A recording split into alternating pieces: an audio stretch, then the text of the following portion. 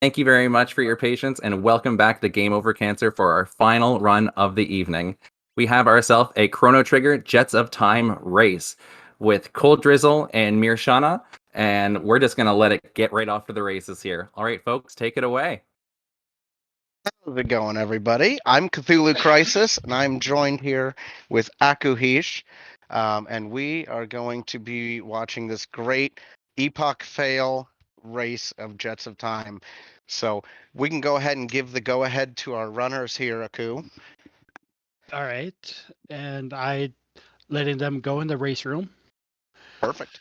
So let's talk about the randomizer in general, and then we'll kind of talk about what's different. So Jets of Time has been in Game Over Cancer a few times in the past. We've done a couple different categories, but the randomizer is definitely it's a open world key item randomizer. What that means is different quests will have rewards of key items. Those key items will either unlock other quests or other areas of the game, and we are looking for certain combinations of items that will give us what we call go mode. So can you talk about what is a little bit different in an Epoch fail? Well, first things first, an epic fail is we cannot just fly around. We have to find the jets of time first. Then we can fly around all willy nilly. And the other flag we have set is duplicate characters. And that's why Magus looks all weird. Magus is Luca. So what does that mean? So whose move set will that character have? That character will have Magus's move sets. Okay. So we do need 50 tech points for the first tech to be learned. Robo needs just a few tech points, and that is a vanilla Robo. And And I one think thing that's important to note is even with duplicate characters, the palette they have is going to be important for what they unlock. Certain characters unlock access to certain quests or certain quest rewards, and so you need to find that character, even though they may not look like themselves.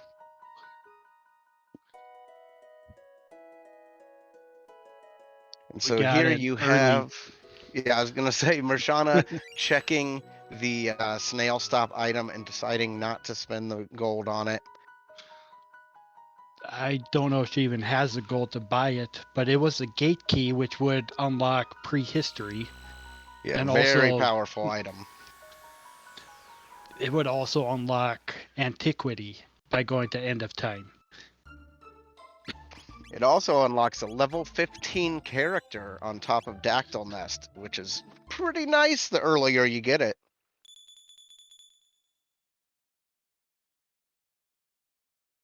And she did grab it uh, because we use auto trackers, so they will pick it up when anything is grabbed. Oh, perfect.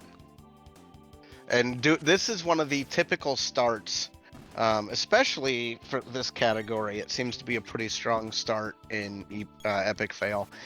And that's the Goblin fight here in Bellbirds. Now, you need to be able to one-shot those Bellbirds with a crit, or this is a very frustrating fight. But it gives a lot of tech points. That gives just enough tech points for tech doubling to learn 2 moves for anyone other than Magus. Mm-hmm. But Magus has the advantage of being able to one-shot the Bellbirds with the crit with his default weapon. So Robo learned Uzi Punch and something else. Well, Uzi Punch is a great tech, so that's going to be very nice to have for some of these early game auto attack battles. The other one was Shock. So a good screen clear and then a very good single target attack. Yeah, that's a great loadout to start with. And we see One Free Fits or Colddrizzle heading down into the desert to grab all the free loot just sitting in the sand down here. And if done well, these skips can be really tight.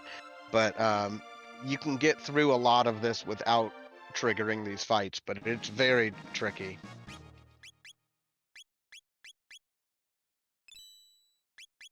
And so again, in Epic Fail, the Epic or Epoch, however you want to pronounce it, you don't start the game with the capability to fly, and so you have to kind of go through some areas that in regular Jets of Time you may not usually have to go to, and it blocks off some areas a little bit earlier on. But great loot here. I mean, we found a lapis, barrier, all sorts of things that could help with an early go mode.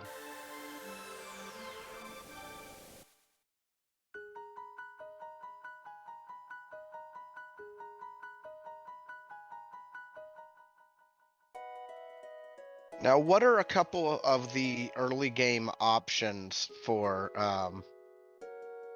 like initial checks that you could use in this category? You can still go to Cathedral, get a character there. You can go to Denadoro. With Robo, we can go to Desert. If you're really brave, you can use a Vortex point right next to Luca's house and go through Hecarim's cave. And with that gate key, you can also go through that Vortex point, go backwards through Hecarim's cave, and go to Prehistory still. Interesting. So we have a few different options. And we do see Mirshana heading back in time through that vortex. And this is the only way to get to the cathedral. And they both showed how to get to the southern continent in 600 AD. Yeah, it's interesting because like this is an area that in normal Jets you would never come here. There's nothing of value here. And so it brings some of those, you know, classic areas back into the category. Yeah, and like this whole mountain has really low level gear, mostly consumables. But like that revive, having a few extra of those will never do you wrong.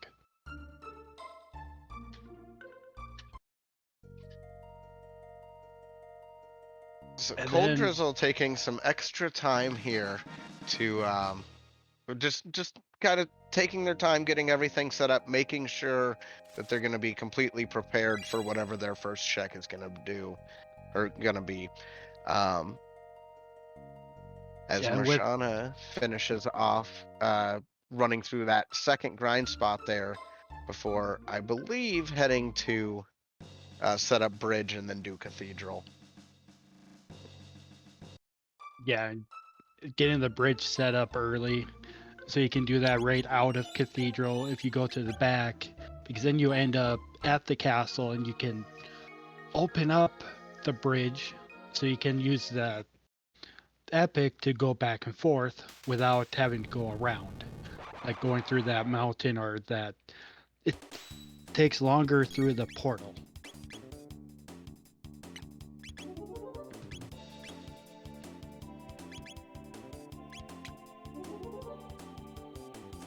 Looks like maybe Colddrizzle having a similar idea here. And they both did pick up that gate key. And neither one of them is activating it. Yeah, it's interesting. It would be an expensive Hecarim cave, though, to go through with just shock, spending that much MP every time. Would be pretty expensive. Going backwards through, you just have to go through one fight, which would be that's a good point. Yeah, just that one fight, go out, activate the gate key, then you can use the epic to come back.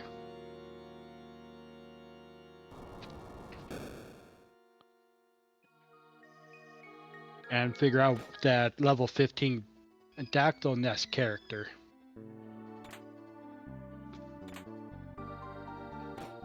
Epic Fail has not been ran all that much, so a lot of runners don't think outside the box on what can be done. Yeah, there hasn't been enough competitive play for there to be kind of a standardized meta yet. It's interesting because I think there's a lot of different decisions you could make in this point. It's going to be I'm curious to see how it's going to pay off, because if the character behind Cathedral in Guardian Castle, if they're like super useful or super strong, it could help. But yeah, that Dactyl character could also be really valuable, such a high level so early. And that is a Luca that Mirshana got, and the game will look at it as fraud. As far as need checks being done with the character. Yeah, and Frog does is one of the pieces you need to go through the Magus Castle Go mode. So that could be in our future. We'll have to see.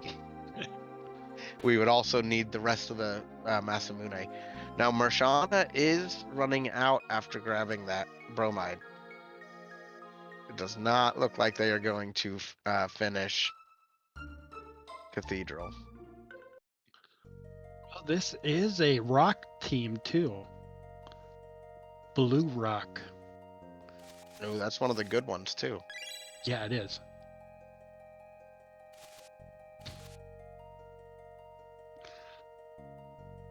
To face your fear, you must be your fear.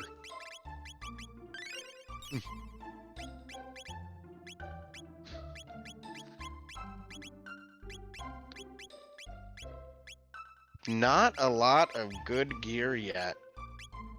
No, not yet.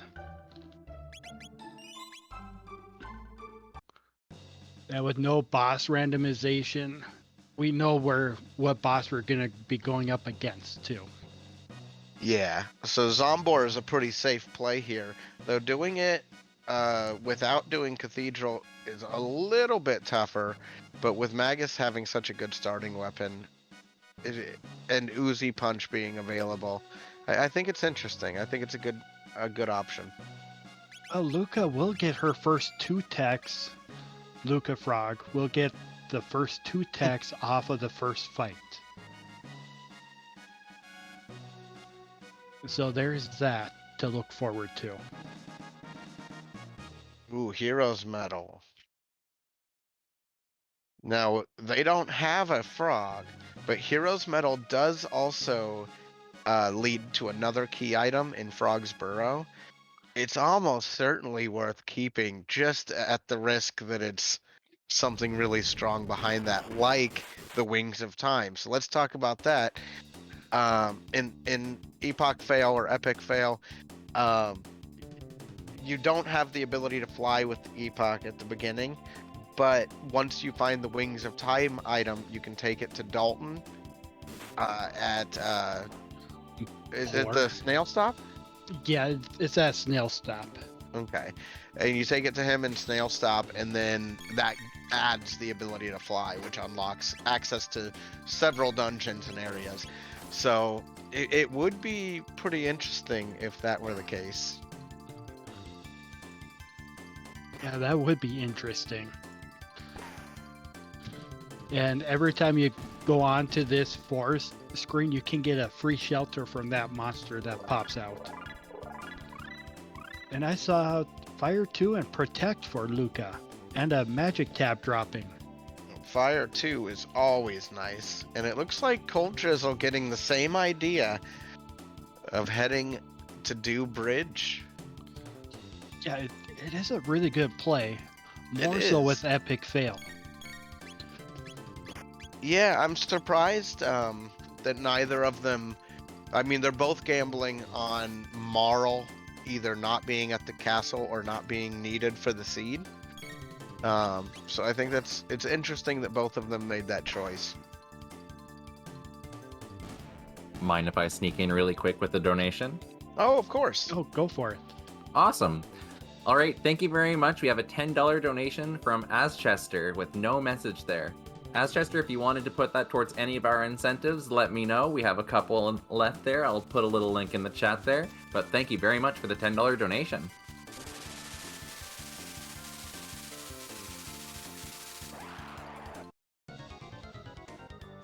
of stereo Xenon bridge here, with Mirshana at the boss of the bridge as Colddrizzle begins the gauntlet.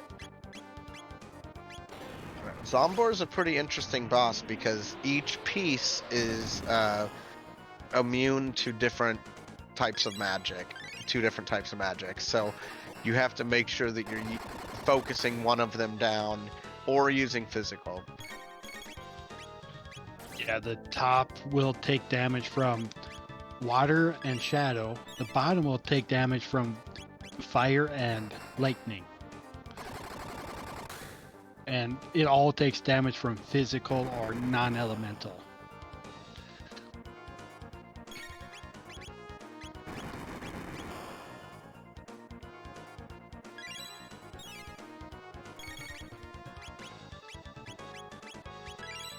An Uzi punch costs a lot, but it also deals a lot of damage. Yeah, it does. Look at that, 300 damage this early without having finished Cathedral. And no really good arms on Robo either. Pretty bare bones setup right now.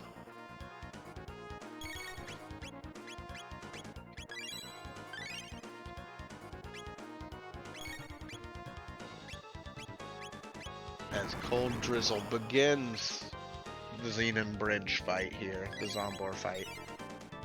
Mirshana whittling down the top. Should just about have it here. And there's the MP Buster for 0. Yep. That was pretty well scouted if that was intentional. If you can get that MP Buster to hit the person with no magic, that certainly makes it easier. It is a lot easier that way. And then you use everyone else that can use their magic or text to pound the bottom.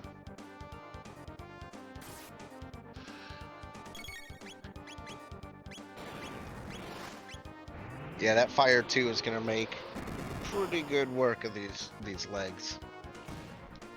Yeah, there it goes. Doing as much as a Uzi punch. And there's a magma hand. Not the best, but And it's probably better than what they have at this point. yeah. So this is where we can turn in an item we found earlier, the bromide.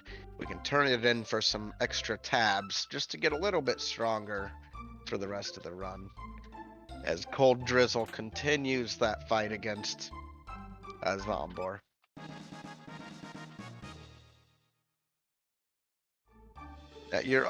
I would think you're almost certainly gonna go check what's in the burrow. It's on the same island. It's right there. You've got the hero's medal. Yeah, you might as well. You're in that time period. You gotta travel anywhere anyway. Yeah, it's also one of the only peekable pieces of information is in the burrow. And that is what character is hidden behind the Masamune.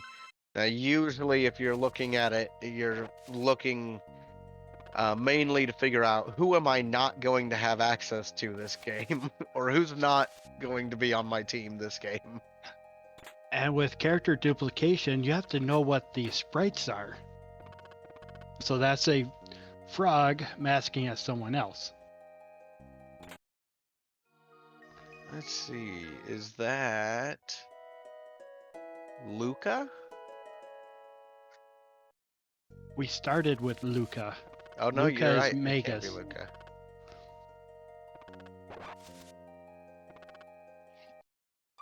Interesting. Yeah, vanilla bent hilt. Yeah, we got a bent hilt out of that check. Now that is 2 of 3 pieces of Magus Castle Go mode. Or do we even need wings for our epic? We might not if we can find that other piece. Because 2 Go modes, like both of the Lavos Go modes, do not need the Wings of Time.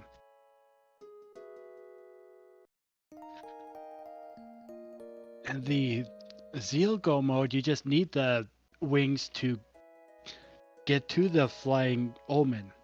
Mm-hmm. Now it's interesting that we have access to desert. We see Mirshana heading over probably to use gate key. They may or may not decide to go through Heckran Cave after that. But you've actually got quite a few options here of where you could choose to go next. You would you want to find an AoE ice or water spell before you do desert, probably. But with Uzi Punch, that's all you're missing to be able to do that pretty well. Yeah, you are. And Batsy checked the chart through the wiki, and it's Marl. That makes sense.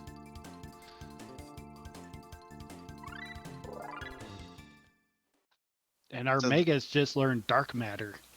So that's the only other character that could be like guarding something or preventing you from being able to go somewhere. Is you need Marl to be able to do the Prism Shard quest, which also blocks the Moonstone quest. So probably not going to see Prism Shard this seed. Yeah, probably not. Because that's going to be hiding behind a go mode already. And Mirshana is activating that gate key to go to prehistory. I think that's a good play. These runners, this is a best of 3 series, and they have each taken 1 win. So you can see how close they are. They're neck and neck, like Colddrizzle right behind Mirshana. Everything Mirshana chooses to do, Colddrizzle's right behind her.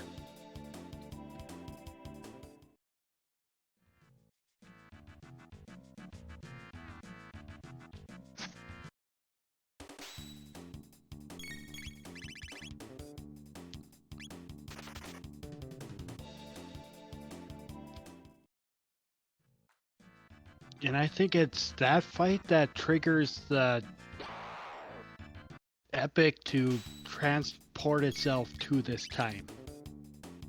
Because our devs had to create a way for it to follow you somehow.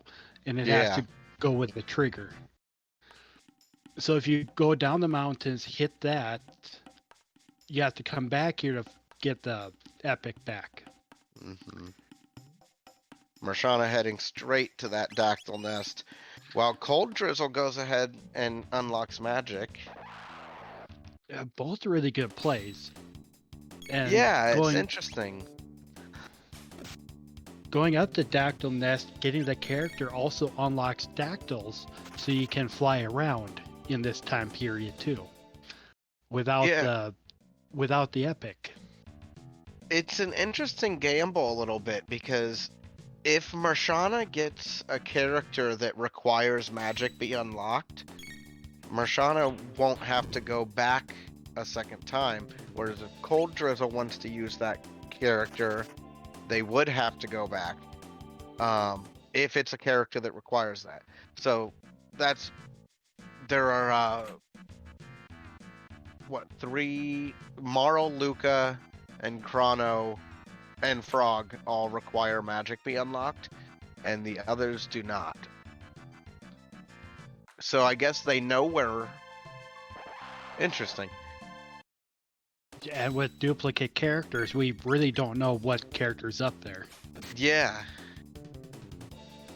And as far as we know, every character from here on out needs magic unlocked, or they do not need magic unlocked at all. Yeah, we'll find out here shortly.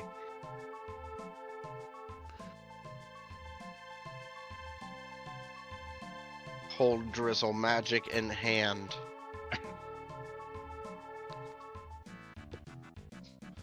Heading for Mount Woe? Yeah, he was talking about doing a Woe play early this seed. Don't get me wrong. I like an early Woe. But I probably would have grabbed Dactyl Nest character. But it's interesting because, I mean, you've got Shock, you've got Uzi Punch, you've got Fire 2.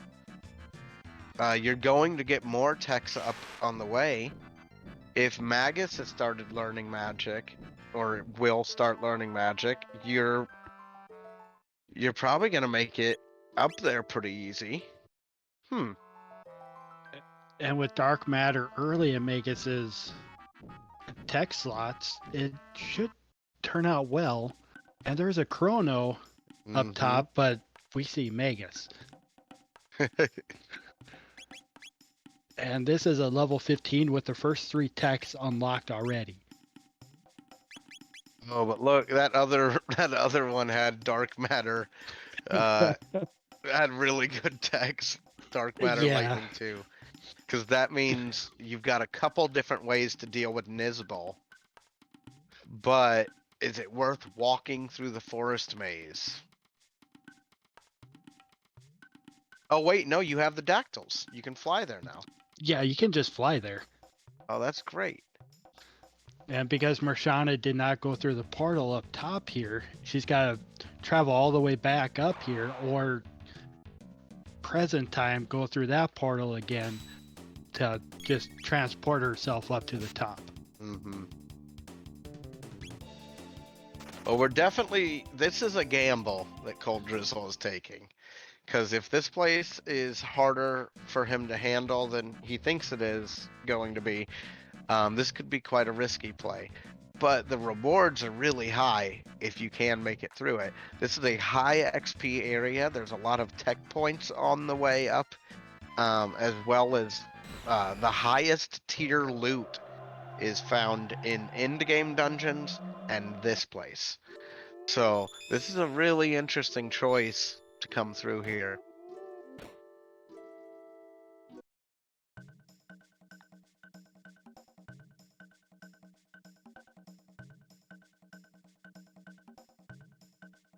As Mirshana unlocks magic from Specchio here.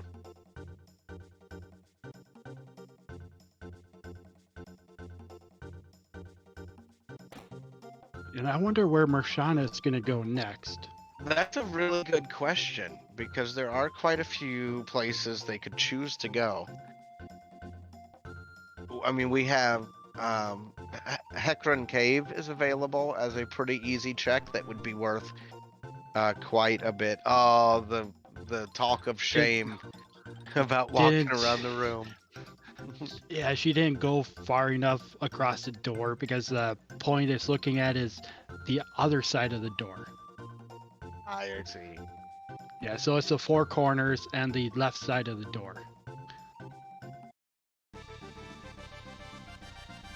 So she went to the corner just to make sure she got it.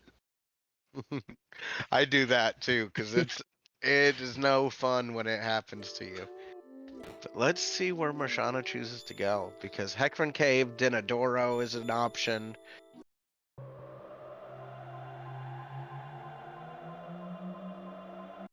And going back here like this, it's looking like possible Hekron Cave. Which I think is a good play. I think it's a really good choice. Yeah, with 2 Maguses, and they both know dark matter. And shock. Well, even with just this party, it's good with shock and fire too. Think I would put in the level 15 Magus that knows 3 techs. Get that little extra bump. And Colddrizzle is taking those bird fights with the imps, which is not bad. They give a lot of experience points up here.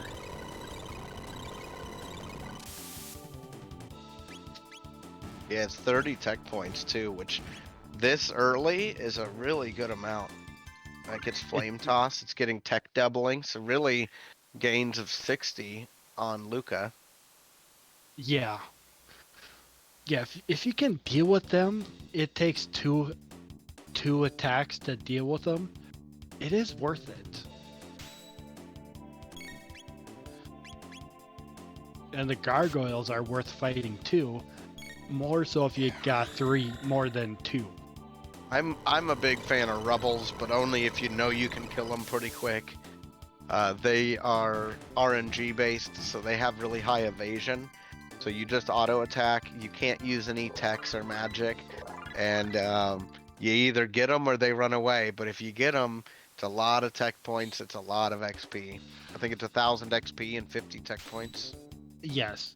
So at the start of this dungeon where Colddrizzle is, I'll take a look at what techs I'm learning and which ones are important to me being able to like get through this dungeon. And then I'll like map out, okay, I need to do 3 rubbles on the way up or whatever. Yeah, I should look into what hit you really want to make sure you can start really hitting the rebels. Mm-hmm. Because if your hit is not high enough, you just miss every time or almost every time. And it's more of a time sink. It can be, for sure. And the time sink comes from them running away from you. Yeah, because then you don't get anything if that happens. Black hole being unlocked on Magus. Now that is something that was added for jets. The old dark hole was it could cause soft locks, and it wasn't terribly useful, and it was just a major gamble. So it got replaced with something that was a little more stable, a little more usable. And there's a mega elixir for Colddrizzle. Yeah, and 1 mega elixir makes this whole mountain worth it. And if you can get an ultimate weapon for someone. Excellent skip from Colddrizzle there, using the wall to get past that enemy encounter. Yeah, I forgot how to do that skip. So Colddrizzle reminded me how to do it.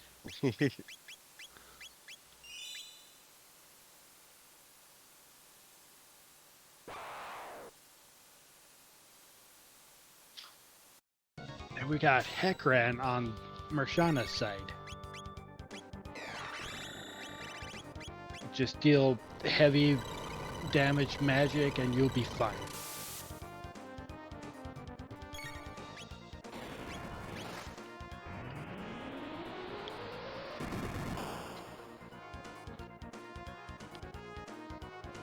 Ice 2 and Dark Bomb on Colddrizzle's side.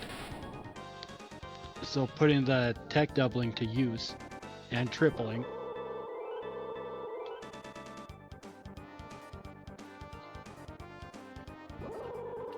Yeah, Mirshana in this Hekran fight. This Hekran fight is not too bad, but the earlier you do it, the more difficult it can be. It can be a little bit challenging. Just doing the hardest hitting magic techs you can and racing for that about 3k health. Mirshana nailing it pretty well with high damage techs being available. That was going to be not too tough, but it Hekran's attacks really hurt. I mean, knocked Luca down below 50 health. Yeah, but if you can survive 3 of his attacks, he'll go into his counterattack phase and you can just heal up. There's our prism shard. Mirshana cannot be happy about that because we know where Marl is. Behind another go mode. Yeah.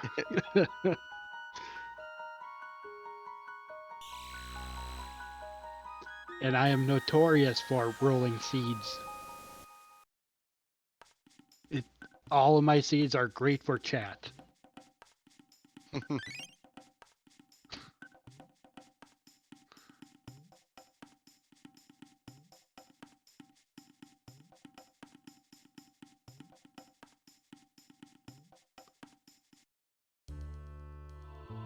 Oh, Mirshana's looking at the rock.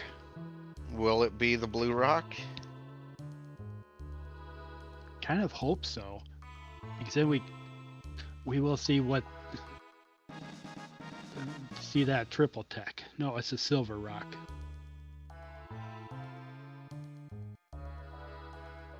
Unfortunate.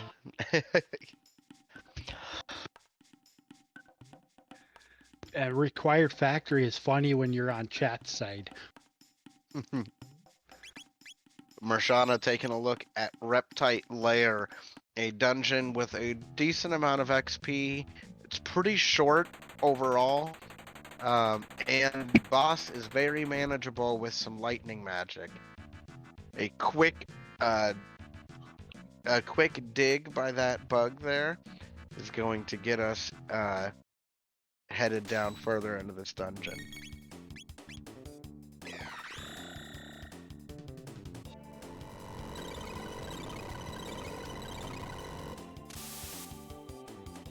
Colddrizzle still climbing that mountain. It can be a long mountain, more so when you're taking all of these fights, but it's going to be worth it with the experience. Yeah, I mean, a lot of times Mount Woe, the earlier you do it, the better, because once you've completed it, you've gained enough tech points and tech point doubling and XP that like it'll carry you through the rest of your run.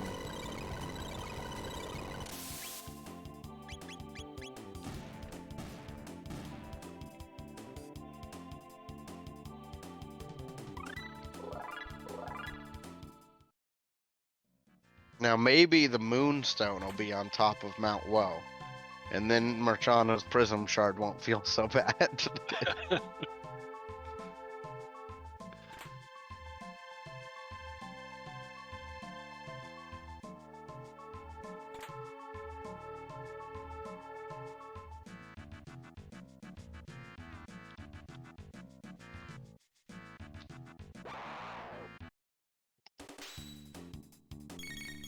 Last fight for Mirshana before the boss, and then Colddrizzle doing, I think, the last fight before the boss for him as well.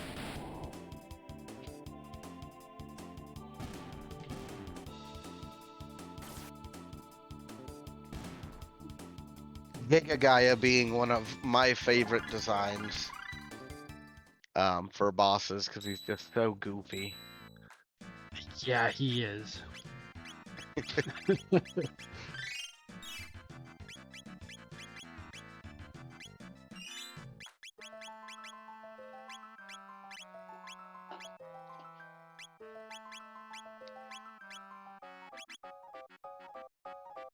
Yeah, and the boss script for Giga Gaia is interesting too, where one is weak to physical, the other, like one hand is weak to physical, the other is weak to magic, and they also come back. That is only in Ice Age that is the case. No, I thought it was in regular too. No, that was something I added. Okay. Because they take different damage. It's not even all the way across.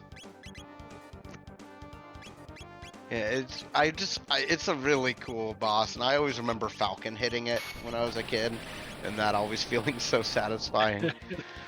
Because it's like right around then that you unlock Falcon Hit if you have Ayla and Chrono, and Falcon Hit's not good in Jets, but it's in vanilla it was really fun for this boss when it would line up.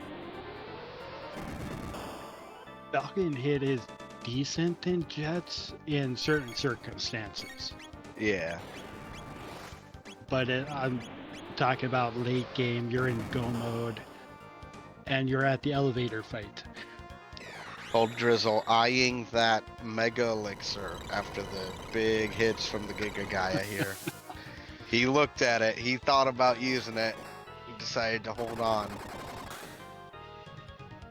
As Mirshana continues just raining damage onto Nizbal. And the electricity comes out. Yeah, and the thing with Nizbel 1 is if you keep him shocked, he won't do anything other than release the electrical current.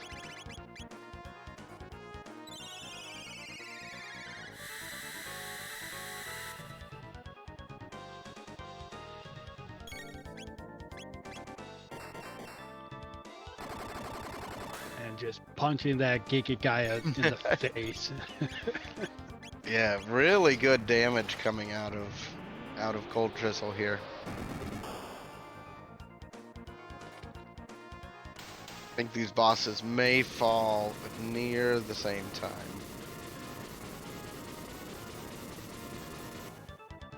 Oh, there goes Nizbol for Mirshana.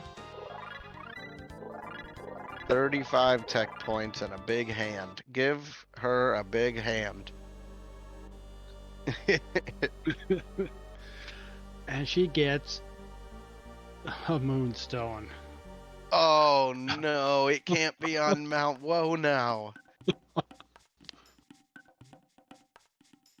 Well, you know what though? If I am Mirshana, now I start thinking about if I find the other piece of the sword, I start thinking about checking Moonstone and Prism Shard before I take Magus Castle. One thing we forgot to say is the Jets of Time had to replace something, and it replaced the jerky. And What will Colddrizzle find? he found Leon. Yep. For that frog.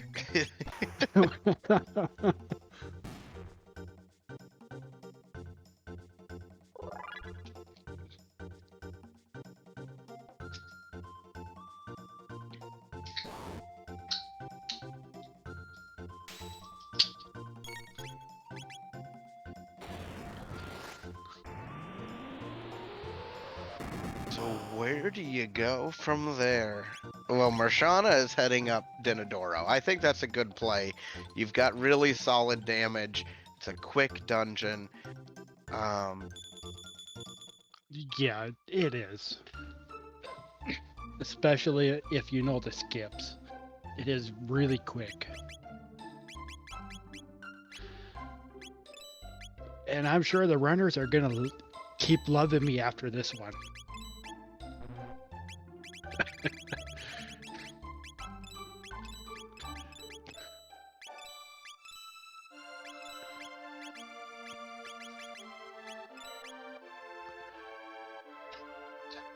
Who knows? Maybe the rock that we want is up there too on the mountain. Could be.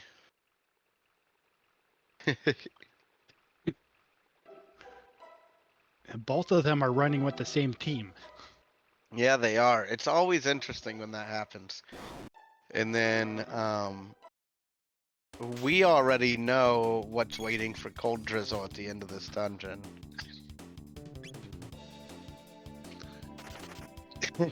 I'm sure they're saying some awesome four-letter words like "I love Aku." Aku is amaze. Oh, there's Dark Mist, a nice, cheaper alternative for some of these fights you know you're gonna one-shot. Yeah.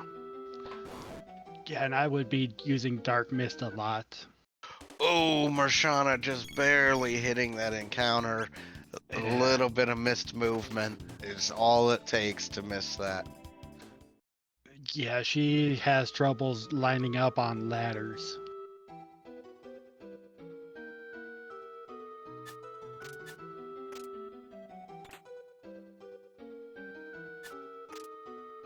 So now progression has to be behind something that we have access to. So Dinodoro could be something.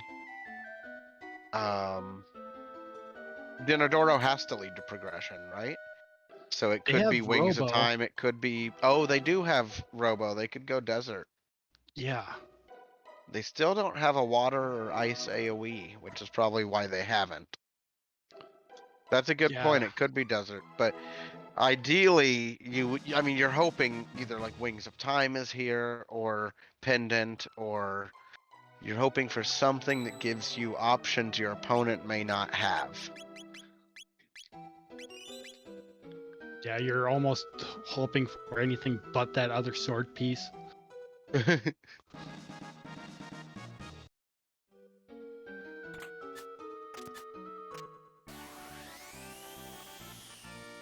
And it's a white rock up here. So we're not going to be seeing that rock either. Probably not, no.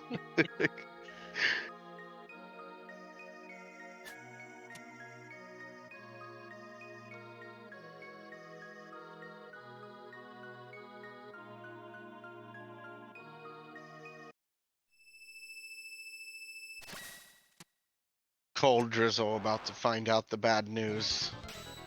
Oh, you're Yeah. just in time. Here's a prism shard.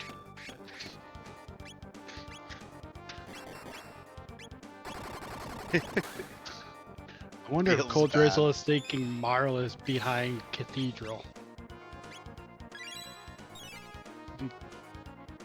Or he might know that Marl is in the Frog's Burrow. Yeah, it would be challenging. Because desert play. I like this. I like this. Somebody, I suspect, is going to take a lead here. Because I think one of them is going to find progression. Maybe both of them. They could find two different types of progression. Yeah, they could. Because you could have one of them be pendant, and the other one be Homeless Pop. Well, Something like Thomas that. Pop would need the Jets of Time to get to. Oh, that's a good point. Oh, it could be Jets of Time on one and Pendant on the other. It could be. That'd be for an interesting. There's that ice AoE we've been waiting for. Yeah, which makes this play a really good Wow. play. It allows Uzi Punch to almost guarantee hitting. Yeah, and it did way over half his health. Yeah, it did.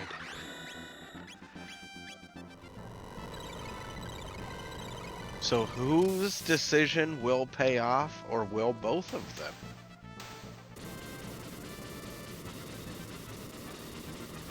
Mirshana Mirshana, getting through. yep, getting her through fight. that Masamune too, or Masamune. What will it be? Will it be the other half of that sword? Are we going to see Magus Castle as Colddrizzle jumps into the future? That could be interesting. Denadoro's an easy check to leave behind when other It options is. come up. Yeah, it is a very easy check to leave behind. Like, you don't want to go up that mountain after a while. No, because you say, well, my opponent has to have done it already. It's the bent sword. Both sword pieces in their vanilla locations. Well, really, both racers should have known where the sword pieces were going to be. Now, the question is, what will desert be? Sneaking in really quick because we got another $55 donation from Dreadlord Nerd saying rooting for Colddrizzle. If you have any incentives you want to put that towards Dreadlord, let us know in the Twitch chat there. We have a couple incentives that we're able to put that towards. Thank you again.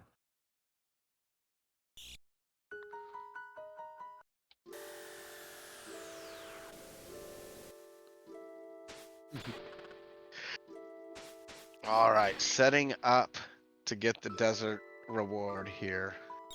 As Mirshana starts gearing up for a Magus Castle finish. Because once you have it, I mean, I could understand if somebody made the decision to go check Prism Shard, but I could also understand not making that decision. I think they're both perfectly valid options. Yeah, and I think once you get go mode, you just go with it, even if it's Yeah. one you don't like. I guess even without the Wings of Time, maybe that becomes a much longer play too, because you would have to go through the forest each time, wouldn't you? Yes, you would.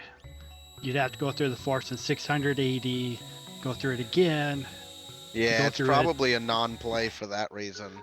You can get 2 shelters, but Oh, that's true.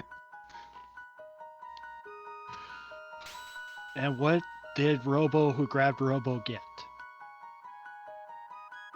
It is the pendant.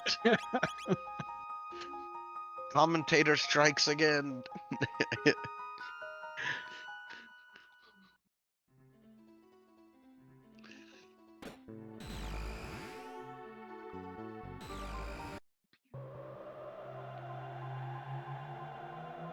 Wow.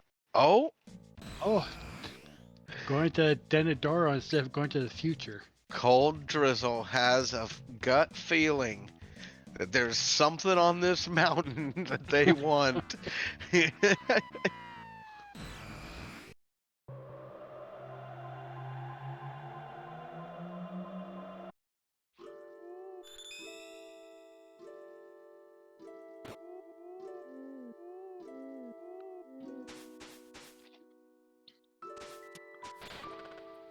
he goes with the Magus Castle Go mode, Mirshana's already ahead of him. Unless Mirshana is going through Mount Woe right now. Maybe some last-second shopping? I don't think you do woe. Unless you think you're ill-prepared. I don't think you do woe. Yeah, A go mode, right?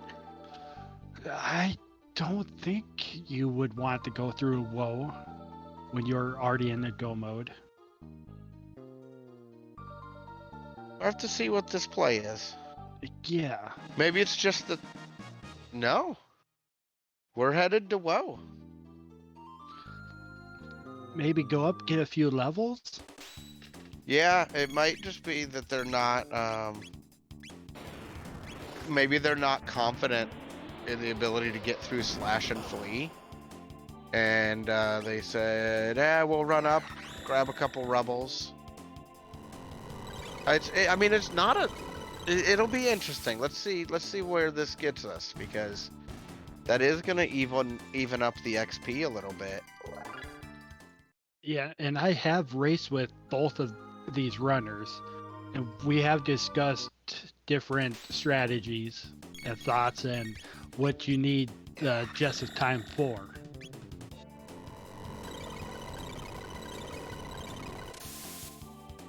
So she should know that she's in Go mode and can do the whole of Magus's castle. Yeah, I feel like this has to be a deliberate decision. So we'll have to see how it pays off for her.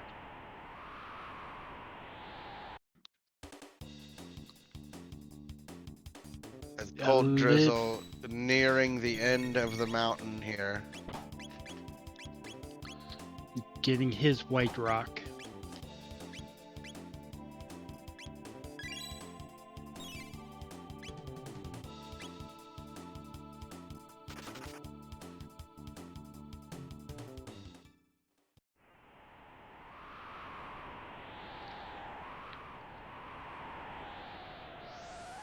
She might be up here looking for loot too. Yeah, it could be, because we haven't seen like the best gear.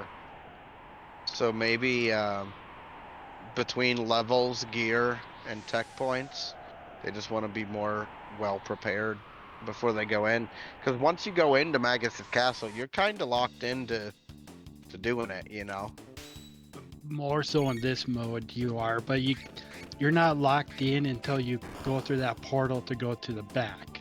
You can leave and come back in. You can, but it feels bad. It does feel bad, but sometimes you just have to.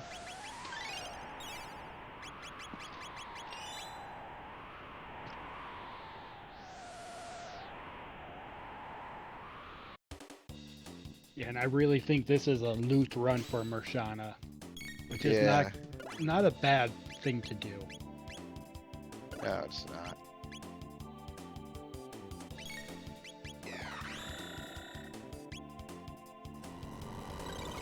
If you're gonna do an extra dungeon, it might as well have the highest tier loot, and it might as well have some of the best XP gains. Yeah.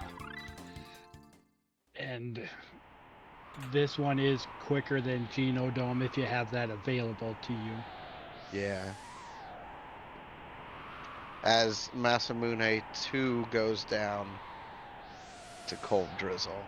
Colddrizzle about to find out that we're heading to Magus Castle and is going to potentially take a lead over Mirshana here if they go straight to the dungeon. Yeah, we'll see, because he does have that pendant. I doubt he's gonna go to the future. No, it's such a time investment. Like by time you do by time you do all of the prison stuff, Dragon Tank, and then walk all the way to Aristone, I think you're through Magus Castle. We're pretty close.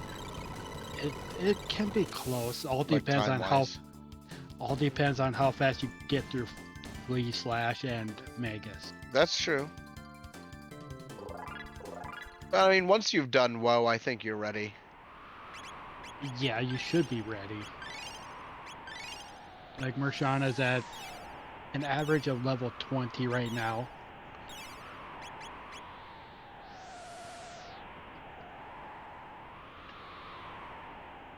I don't know what Colddrizzle's at.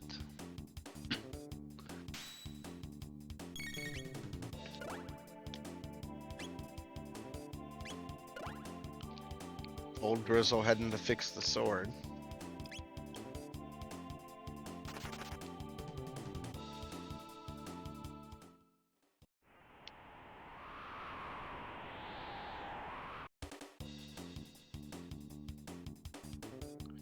Colddrizzle never pet the cat.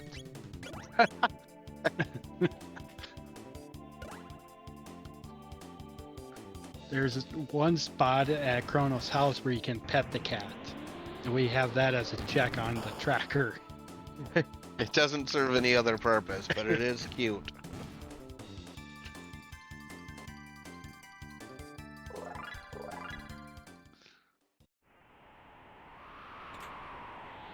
The runners getting even closer to each other in the race now. As Mirshana finishes off Mount Woe, a couple more fights here.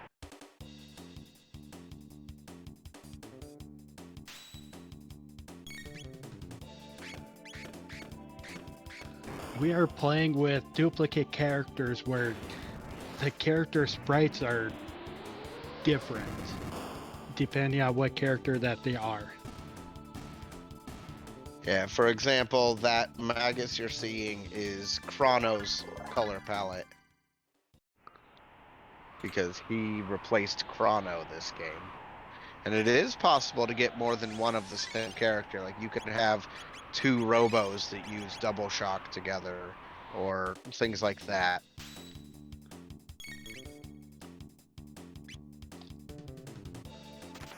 Yeah, so every character except for Magus with the duplicate character flag set on will have a dual tech with themselves.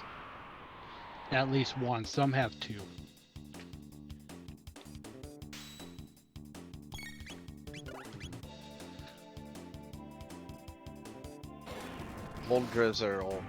Colddrizzle heading to Magic Cave here. Now, it is not impossible with duplicate characters. It can be tricky to keep track of your characters and which ones you actually have, which ones the game thinks you have. It's not impossible that Mirshana doesn't realize she has Frog. That is possible too, because none of them rolled as Frog that they have. But then I would expect you to be going to try to unlock character checks. And with Cathedral open, I would go to Cathedral. I don't know. It very well could just be loot and XP. Yeah. But it is going to put her into second place here as Colddrizzle starts the endgame dungeon here, with Mirshana not having a single item that they could get here that would give them a shorter go mode. Because even if they found Dreamstone, they would need Ruby Knife. Or you need Clone and Chrono Trigger to go with the pendant. And she doesn't have the pendant quite yet, but she's gonna have it.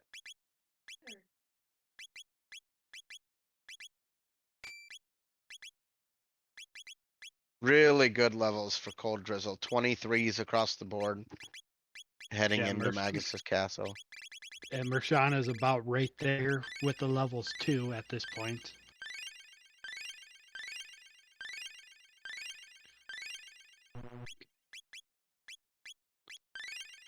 I suspect Colddrizzle will be through one of the bosses before, or at about the same time Gaia goes down. Our amazing devs have shortened Magus's castle a little bit by having the teleporter sparkle here right away to trigger the Ozzy fight to come in. So we do not have to go to the boss rooms and come back out.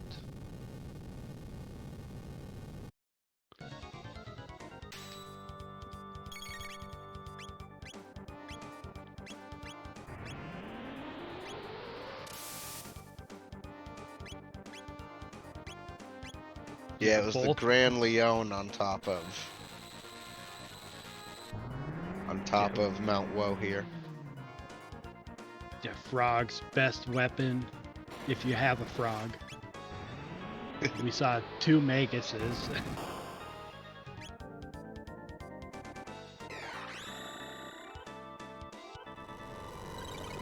Oh, we did see a frog.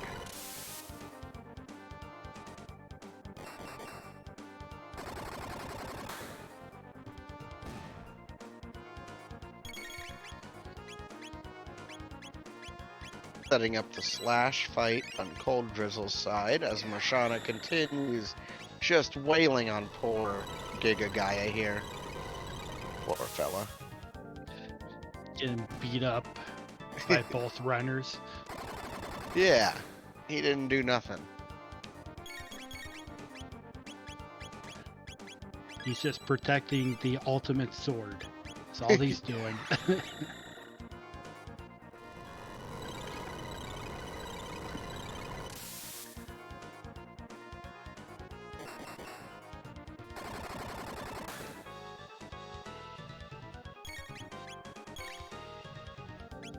See, I want Magus to have a move like Dino Tail, except it summons Giga Gaia to reach in and grab an enemy. That'd be great. Colddrizzle continues the fight against Slash, and Giga Gaia falls.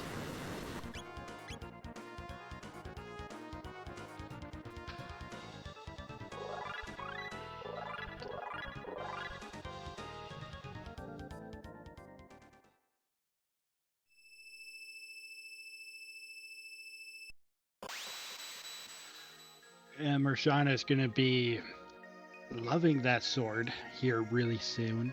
I don't suspect it. I don't suspect that'll be the case. Probably not very happy about that sword, frankly. Saying some lovely words to the person who rolled the seed.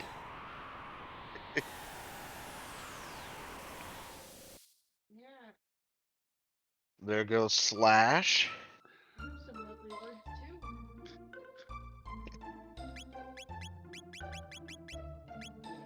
too. Stocking up on ethers and mid tonics. A good decision.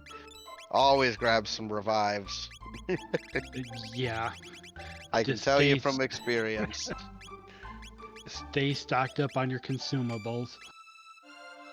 They come in handy.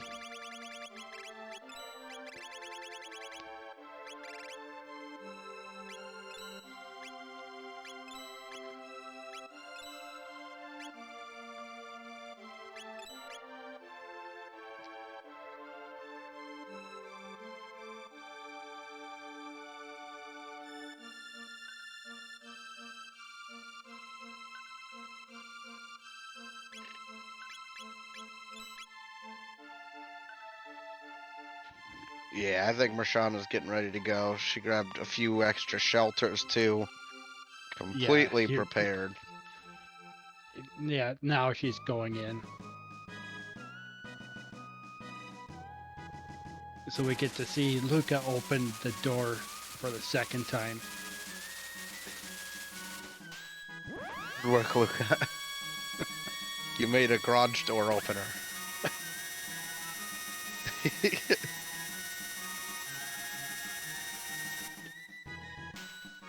I always imagine like Frog cuts through this mountain and it like splits and explodes and rips apart, and then like there's a monster like just inside and he's like, man, if you just like you pull on the third brick from the left and it opens, like you didn't need to destroy the whole thing.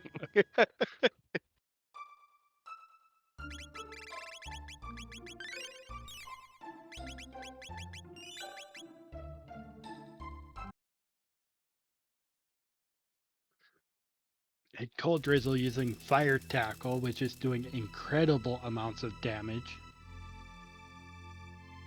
Which is good because this fight, if it takes a long time for this fight, these counterattacks can be brutal. Yeah, as we saw 200 hit points be removed from their totals.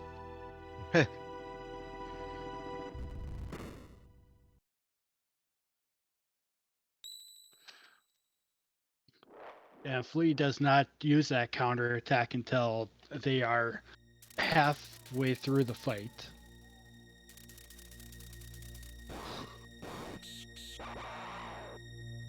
And There's an and- elixir and fire punch. And Mirshana is almost exactly 2 bosses behind here. Now I will say Mirshana's got a pretty good Magus Castle. We've seen this go mode from her in the past, and she's got a pretty good Magus Castle. So there is Yeah. time to be made up. Yeah, there is time to be made up. Absolutely. And I had a race with her recently, and we both went through Magus's castle then, too. So I know she's well versed with this.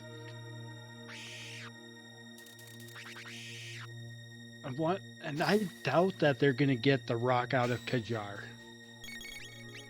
No, I wouldn't suspect. Although, if that first tournament we ever did, if it's anything to say, Blue Rock did make the difference between wins and losses in that series, and it was a rock in Kajar, I think, that did it. It One of was the times. there then, yeah. So, Blue Rock has made champions before.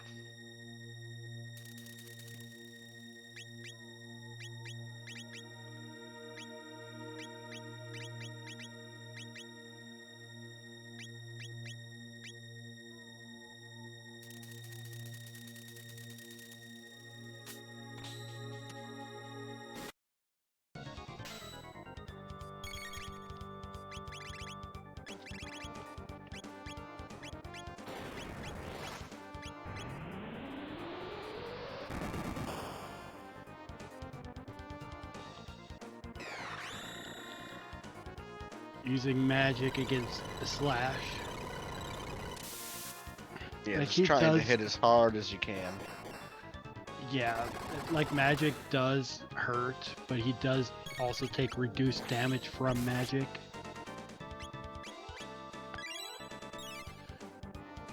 And we saw a green dream in the guillotine section. Yeah, really well executed guillotine section there by Colddrizzle. And a Kaiser arm for his for his trouble. Yeah, both of those are really good items. Here's Donkey Kong Room 1. Climb up ladder, dodge things. Climb up ladder, dodge things. Yeah, don't let the barrels hit you. Watch out watch out for the bad guys from Qbert. Ooh, well executed pit room from Colddrizzle as well. Steadily gaining time as they expertly navigate through this dungeon. This is really gonna put pressure on Mirshana for the rest of this run. Did hit that fight, but that fight can be pretty tough to avoid. Yeah, that is the one skip you have to do a little bit of setup to get through.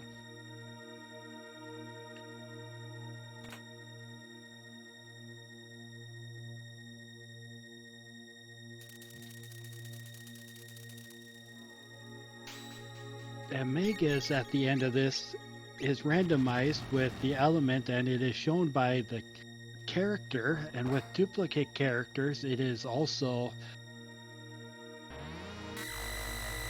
like we would have to know the sprite color.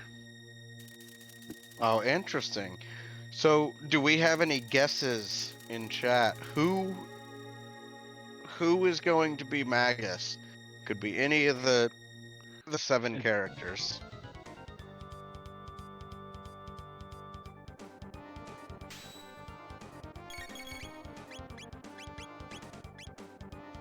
I'm gonna guess it's gonna be Frog because we have his sword.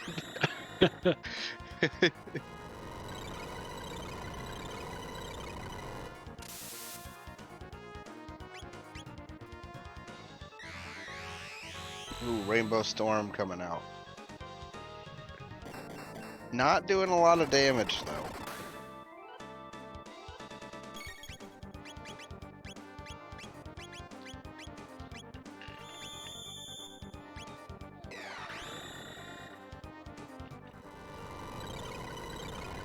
Now, if I'm Colddrizzle, because of the couple gambles I took, I think I would feel like I'm behind. So I think you're gonna see a lot of fight skipping, a lot of selective grinding. Like you're just gonna see choosing certain spots where it makes sense to grind and certain spots where you're gonna run from the encounters to get through them as quick as possible. So it'll be interesting to see how much of an impact that'll make on how quickly they can make it through this dungeon.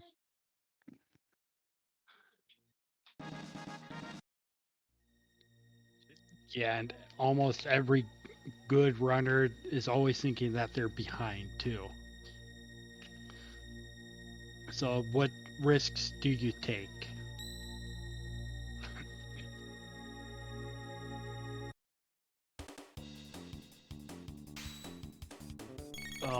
Did not get past this fight.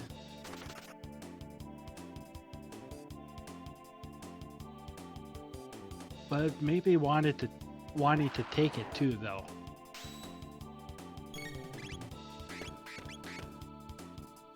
Yeah, certainly not a bad one to take. Yeah, last fight you can really grind on. Especially if in a previous fight you saw something really good drop from one of these enemies. We'll have to watch and see if they dropped something good. Because if an enemy was dropping elixirs or megas or anything like that, I might definitely go out of my way to fight them again. Yeah.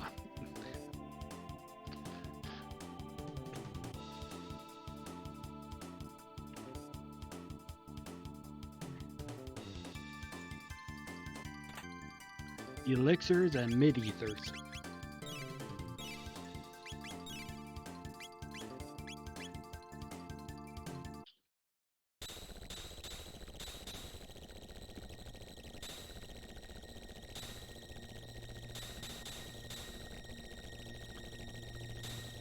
And now we got the chain fight.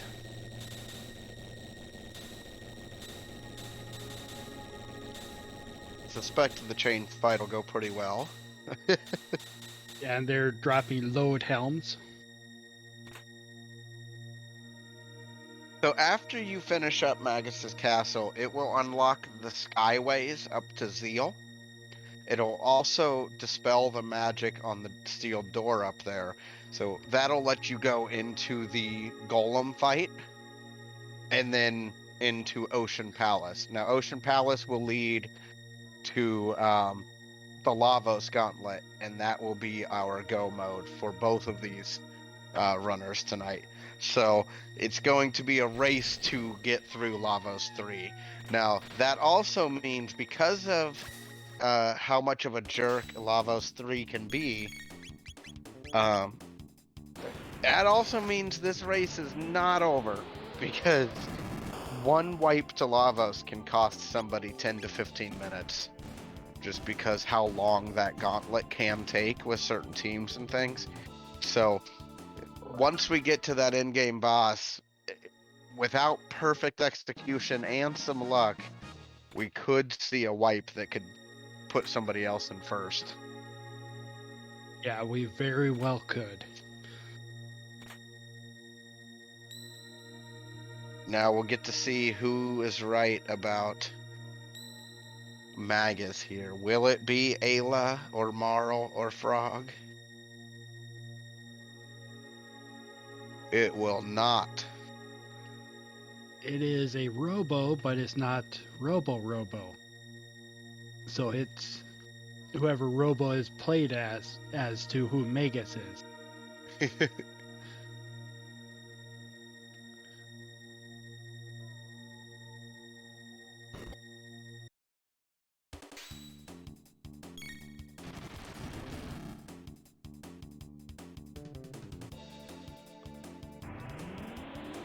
And so if you know your sprites and what they look like, you can figure out who Robo actually is and what element it would be for the spell.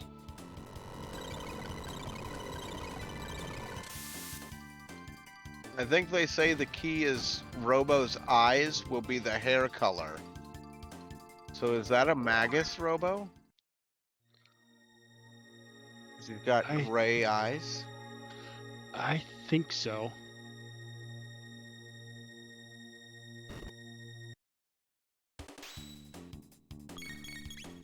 Mirshana also getting into this same fight. Mhm. It's a tough one. It's a tough skip. It is tough.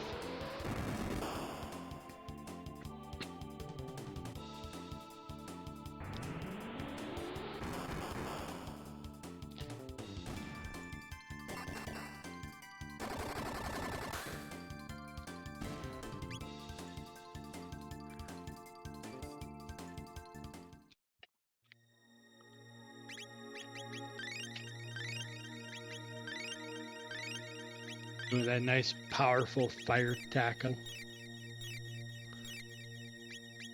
Always so rewarding.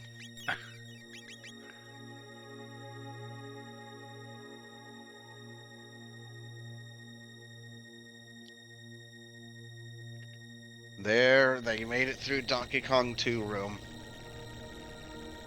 Colddrizzle continuing the assault on Robo Magus.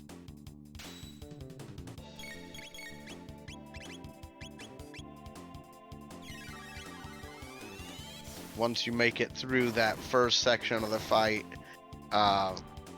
Robo Magus will just risk casting a spell here.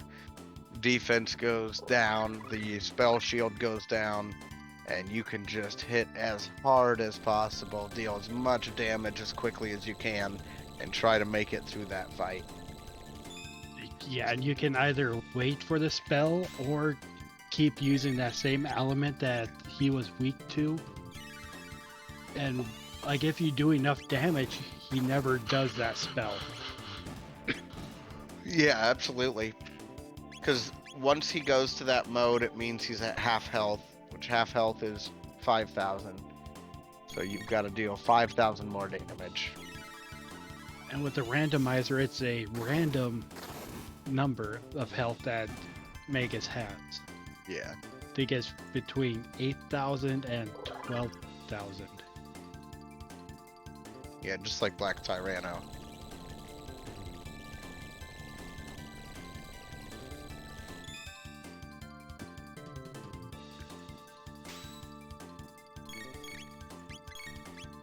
Dealing incredible damage, and there goes Robomagus, getting us Heal Beam and access to Zeal.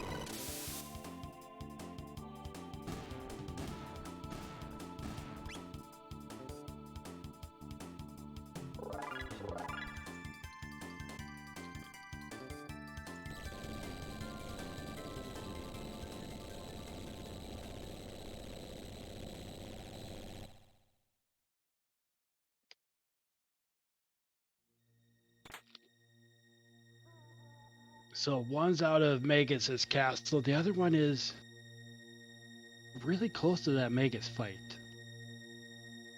Yeah, they did not get very behind. They actually kept pretty close because they were about 2 bosses behind. I guess they still are 2 bosses behind, but this Aussie fight is pretty quick. Just a couple minutes.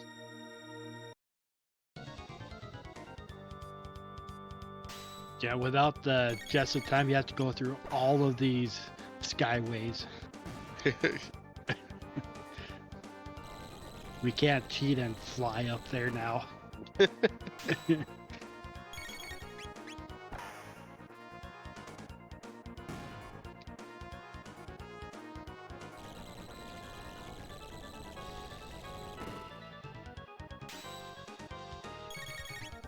So up here, we're probably going to see Colddrizzle do a couple things. Check the new shops. There are 2 shops in this building.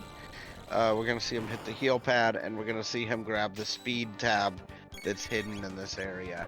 But if you approach the new from the right counter and the top counter, those are 2 different shops.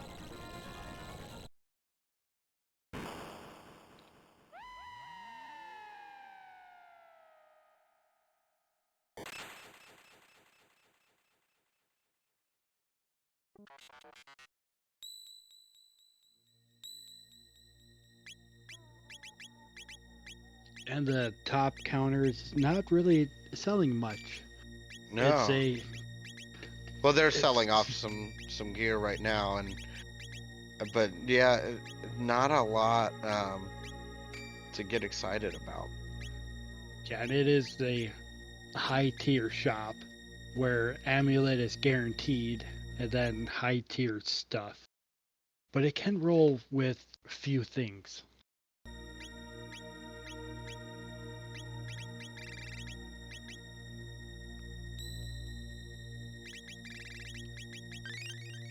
Now, those amulets can be quite valuable.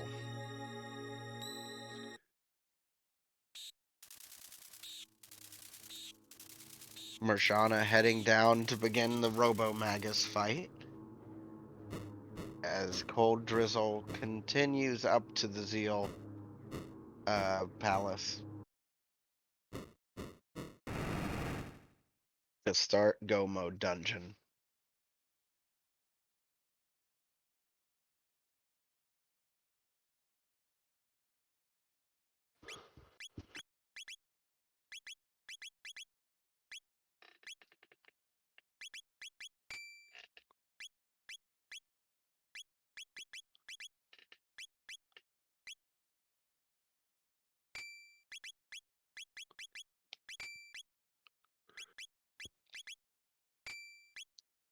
Now we got the golem fight, where it's just one, and then the next boss is the twin golem fight. Pretty good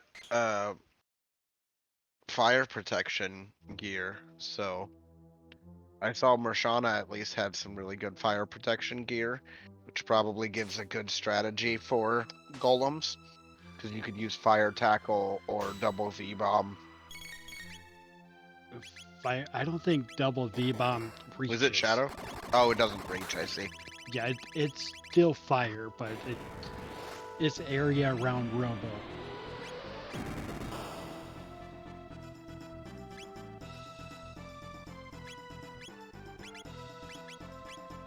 So we got fire and then shadow, so we're gonna see a shadow spell. Yeah, I would think so.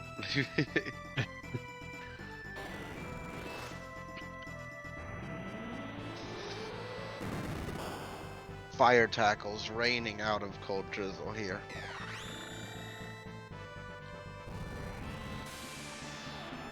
I think this is what Colddrizzle wanted to do because he put blackmails on those two, so they just absorb the shadow damage. And very Pretty calculated. 4 hit points on Magus, and he lives to earn the experience. Good work, Magus.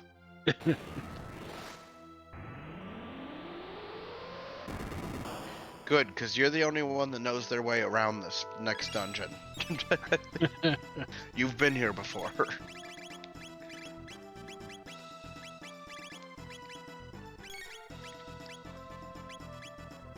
Twice even.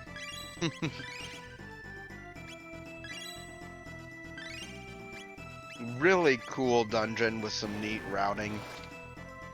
I know different players play it a little bit different, but there's some really neat routing you can do.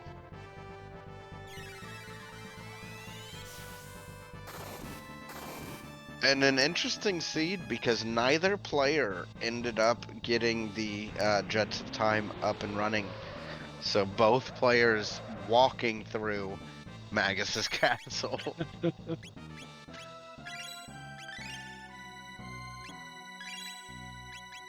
Yeah, I think it's a really good showcase for that flag set. And it shows that you do not need the Jets of Time to complete the game. Ooh, a dash ring for Colddrizzle. What a powerful accessory to find this late in the run. It gives +3 speed, which is pretty impactful, especially with a Robo and Luca on your team.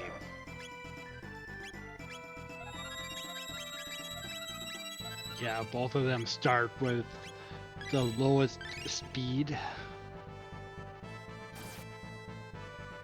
Ku, go ahead and talk about where Colddrizzle is right now. I think it's important to mention. No, oh yeah, we call this the grind fight. And if you can deal 750 damage, you can just keep going up the stairs, reload the room, come down, and earn experience and tech points at a nearly accelerated level.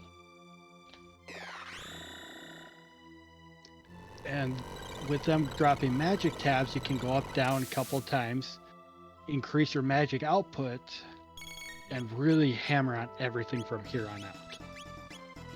Yeah, this is also an interesting part to be the runner, because the entire time you're at this grind spot, you're trying to think, where's my opponent right now? Do I have time to do this? Do I need to leave right now to even have a chance at winning? And Very nerve-wracking. everyone has a floor that they leave that spot at. Some is lower than others. Yeah.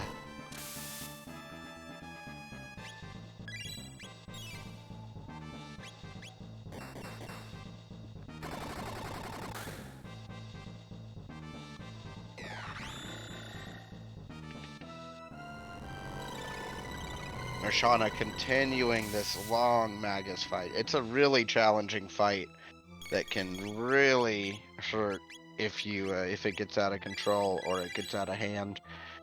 She's handling it very well, keeping everybody healed up. Yeah, and it should be finishing it. It can get longer with the random hit point value that Magus can roll. There it is.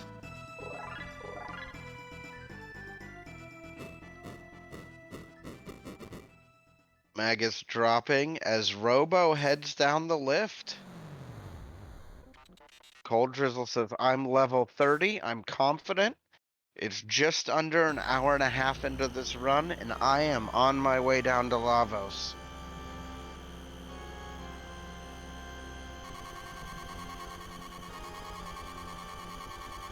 And I'm gonna still thank Aku for the seed. And we see this lift can be quite the challenge for newer runners, especially because it can be challenging when you don't have your usual crutches of Frog Splash, Frog Flare, or Dino Tail, especially Dino Tail and Frog Flare or Frog Squash. But without those, these scouter fights become a little bit more thinky, I guess I would say. You have to plan them out a little bit more. That dark hole attack does non-elemental, so Oh with yeah, the right placement of Magus, you can take out 4 of them. yeah, that's an interesting strategy you could employ.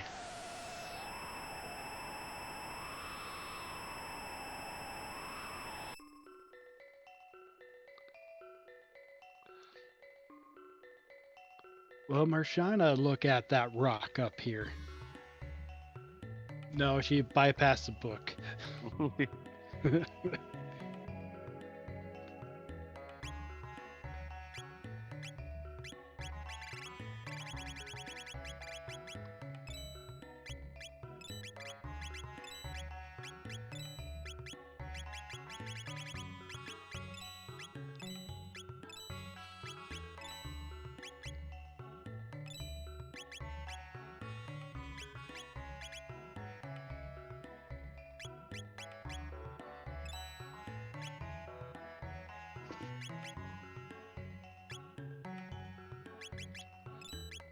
Mirshana buying some full tonics. Make sure she can heal up on the go.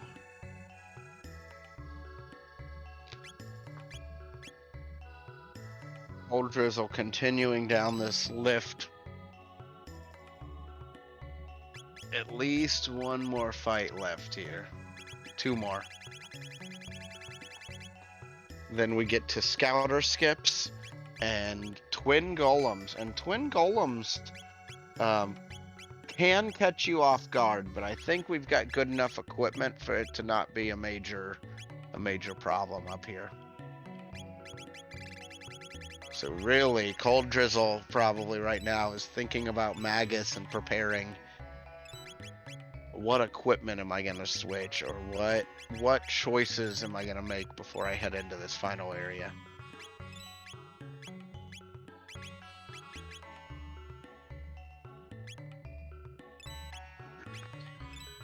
Yeah, Magus in that spot can take out 4 of them with that dark hole attack.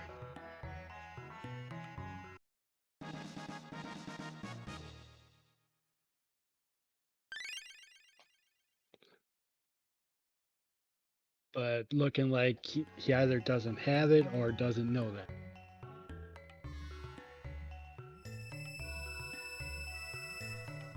With Frog Squash and Dino Tail being in so many of your runs, you know, if you get used to having a couple major ways to take care of this issue, sometimes you don't think of the other ones that, you know, other runners might do or might be available in certain situations. As we see Mirshana heading up into that first golem fight as Colddrizzle continues towards the second golem fight.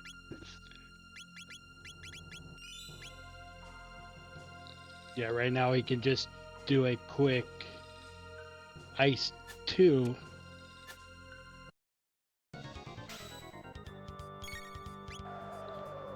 I'm Or sneaking dark- back in one more time really, really fast. We got ourselves a $50 donation from Ritherix. Thank you so much. Well, thank you, Ritherix. There's somebody from the Jets community, a wonderful person, great runner.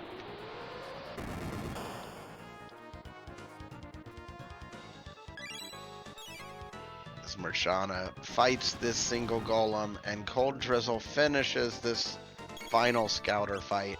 Probably the trickiest one on the elevator if you don't have one of your standard plays for it.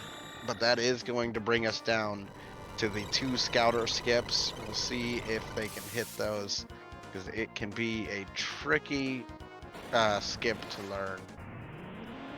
Involves walking behind, and you have the failsafe of running out and respawning, but it involves walking behind to hit this switch, and then running out with just the perfect movement to get past that and get out. And it is a tough trick until you get it down.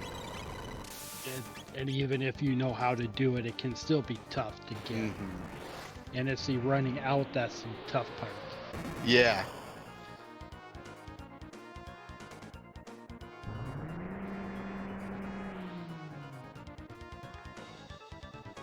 Really wants to nail this skip, but it is a tough one. You want to walk down and then run to the left.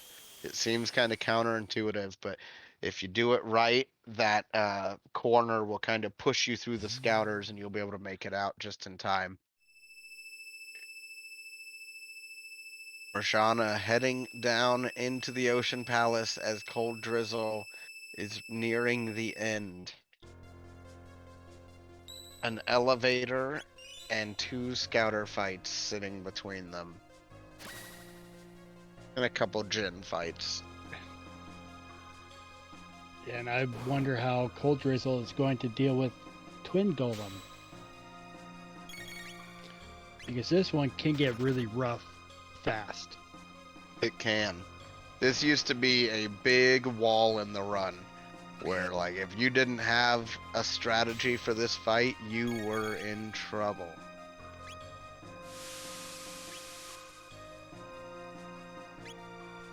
And no way to cheat the fight by stopping the golems, because they are susceptible to stop. Yeah, it's one of the few fights Boogie can really make a difference.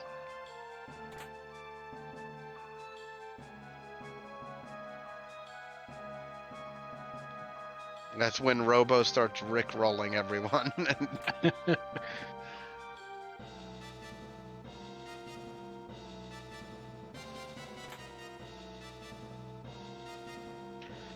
Here comes double golems.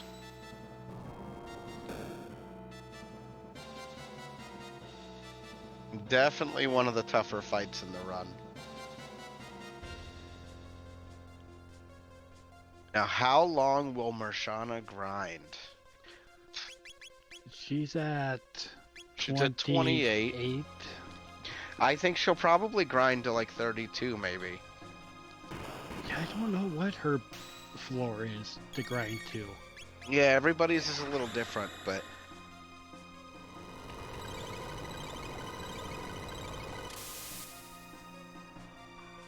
now, I do want to take a moment to say both of these racers are from our Camp Specchio program we ran during the summer. Now, that involved some of the veteran players kind of working with the new players, doing camp episodes each week where we would teach different categories and strategies and discuss, you know, the decisions we were making and why. And then we would do asyncs to kind of practice what we learned. And so both of these are people that completed our camp program, and it's just really exciting to see them both, you know, in a competitive match with, frankly, what is looking to be fantastic times. For this category, you usually end up somewhere between about 2 hours and 2.5, and both runners are doing quite well at that right now. And it looks like Mirshana is not planning to do a ton of grinding, just take the fights that are along the way. And taking the fights along the way will give you 2 levels at this point. So you would be going 2 levels at about 30, 31, maybe 32.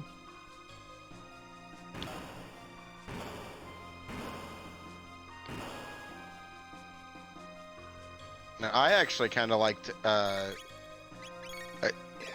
I tend to grind a little bit longer than most people. I tend to grind to about 32, 33, depending on my team and how, like, if I have amazing gear, I might grind a little bit less, but, everybody's got their different ceiling that they're comfortable with as far as Lavos goes, and I would rather waste 2 minutes getting extra levels than waste 10 or 15 wiping to Lavos 3. Yeah, and that there's a lot to count or take into account. Lair is 432 tech points away. Yeah, that flare's not happening. So even if they got the blue rock, they probably weren't going to use it. Colddrizzle continuing to hand out pain to these double golems and keep everybody healthy. I think they're down to just the one. It is just the one right now. And probably not even that one for much longer. No, it should be going down here soon.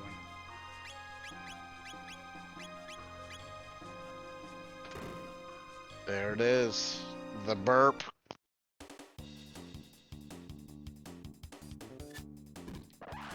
As we start the lift fight for Mirshana.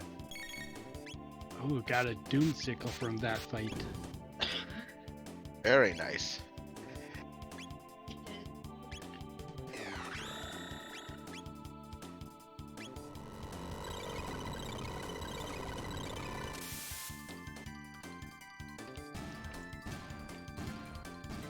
Heal up one last time, save, and go off to Lavos 1. And is there any guesses as to what obstacle might be? I'm hoping for stop, because that's the most dangerous one. Chaos would be funny too, though.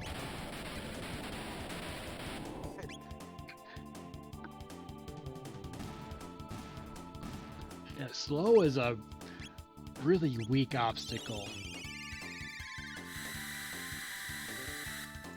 And then there's also luck. Oh, it could roll like you get the hiccups all day and stub your toe. It's like, oh, this keeps happening.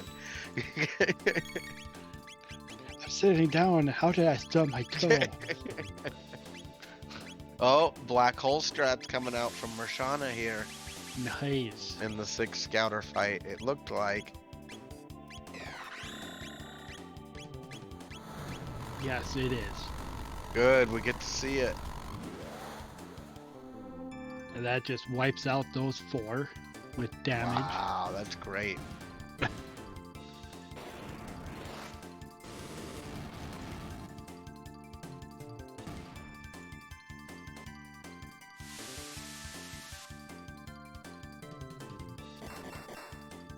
Showing how just a slightly different strategy made a pretty big difference in time on that particular fight. A magic seal for the trouble. Now, can Mirshana get one of the scouter skips?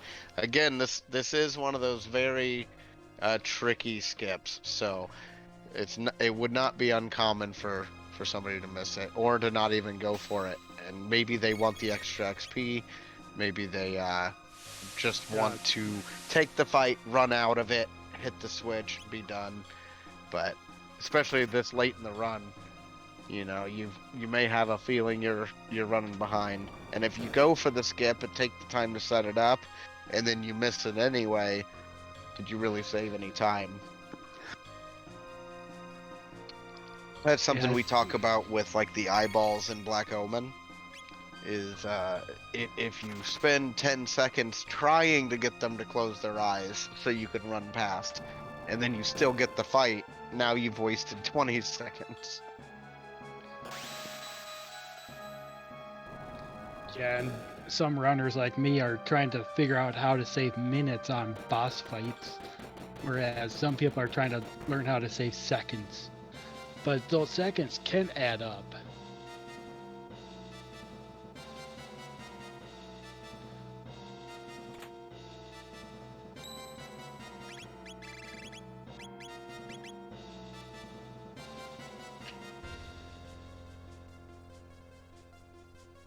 Oh, and Colddrizzle did learn Flare for his Luca.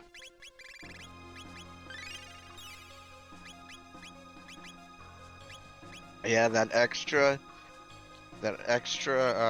they're doing Mount Woe extra, probably got quite a bit of tech doubling and probably made up some of that. And then, so the earlier you can do Woe, the more you gain from it. I think that Red Knight fight helped too with that 40 extra tech points. Yeah, that's a good point too.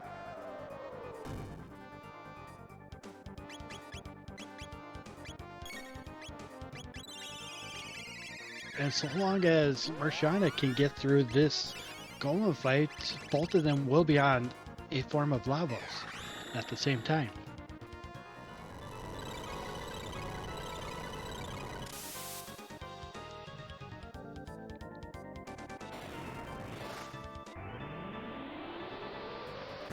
I gotta say, Mirshana made very quick work of the Black Omen. Ocean Palace, you mean? Oh yeah, Ocean Palace.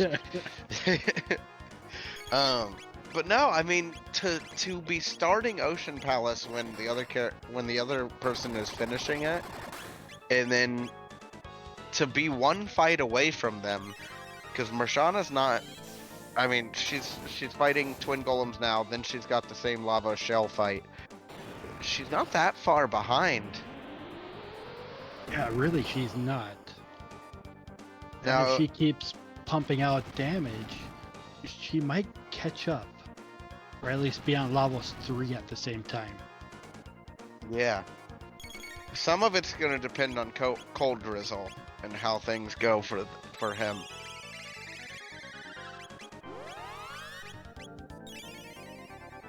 Now, there is another option. I don't think we're going to see it intentionally taken, but if you do lose to the Lavos shell, you watch this cutscene where like the world gets messed up real bad, and then you oh no, you can't. You wouldn't be able to go that way, would you? Because you don't have the Wings of Time.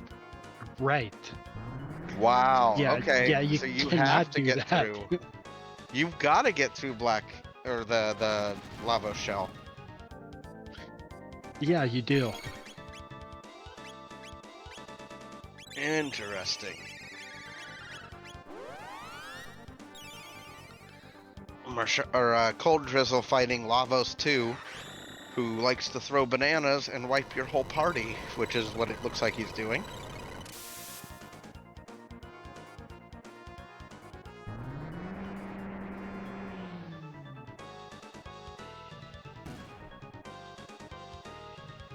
And Rithorix in Oh. chat says you can jump out of the bucket, but that would just bring you to the Lavos 1 fight. There goes that second arm. That is going to take an obstacle. Will Frog survive as Mirshana finishes Twin Golems? And the answer is yes, easily.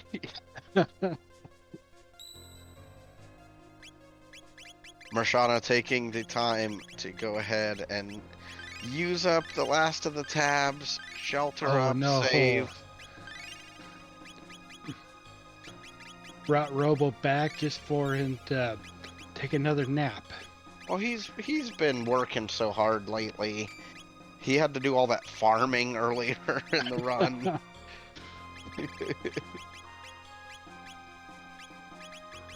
This is going to be very timing based. You gotta get everyone up. If anything goes awry, Colddrizzle's gonna be stuck in this heel loop. And here's Shadow Doom Blaze. Yeah, here it is. If it had been 5 seconds earlier, it would have been bad news, and it was still not good news. Yeah, it's still not good Oh, news. evil emanation. And that As- just increases the damage output of Lavos. Going ahead and healing everybody to full. As Yeah. Mirshana starts the Lavos shell fight.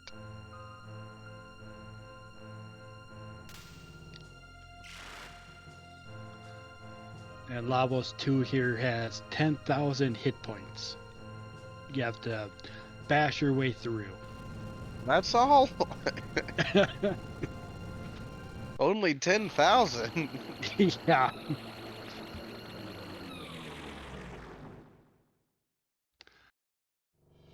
And poison on that Luca means she is going to be reduced in her damage output. Not what you want to hear. You don't want to hear Luca and reduced damage output in the same sentence.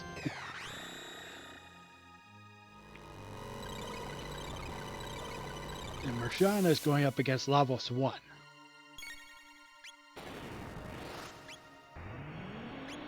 And this Lavos shell fight, it's easy to sleep on it because it's just got a bunch of health. It's not that scary most of the time.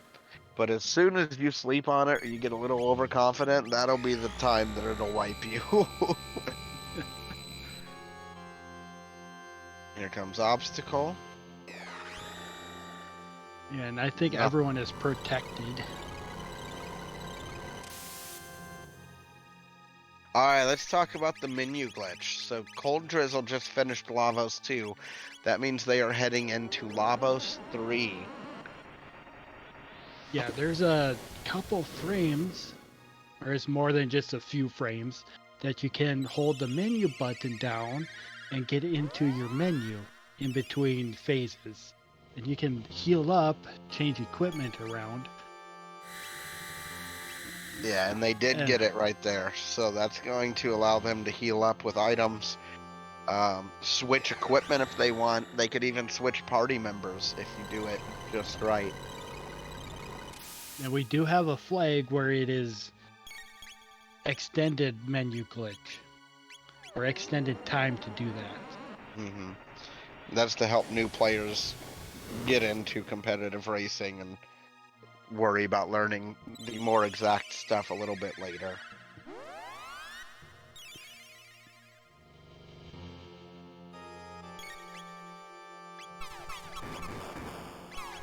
Big damage coming out onto that center bit. Yeah, center bit strats is what most players do. Take out that center bit because that's where the devastating attacks come from. Yeah, and it's not like vanilla where Chrono's 20 or where your whole team's 20 levels higher and you can kind of make whatever work. That center bit, I mean, look at that, hitting for almost 400 damage on a 450 or health character. Pretty rough to deal with. Knocking down to 23 health, and all you can do is just keep going for that kill. Try to take out that center bit before it gets slappy. Yeah, and this battle script is going to be lightning, lightning, then slappy, slappy.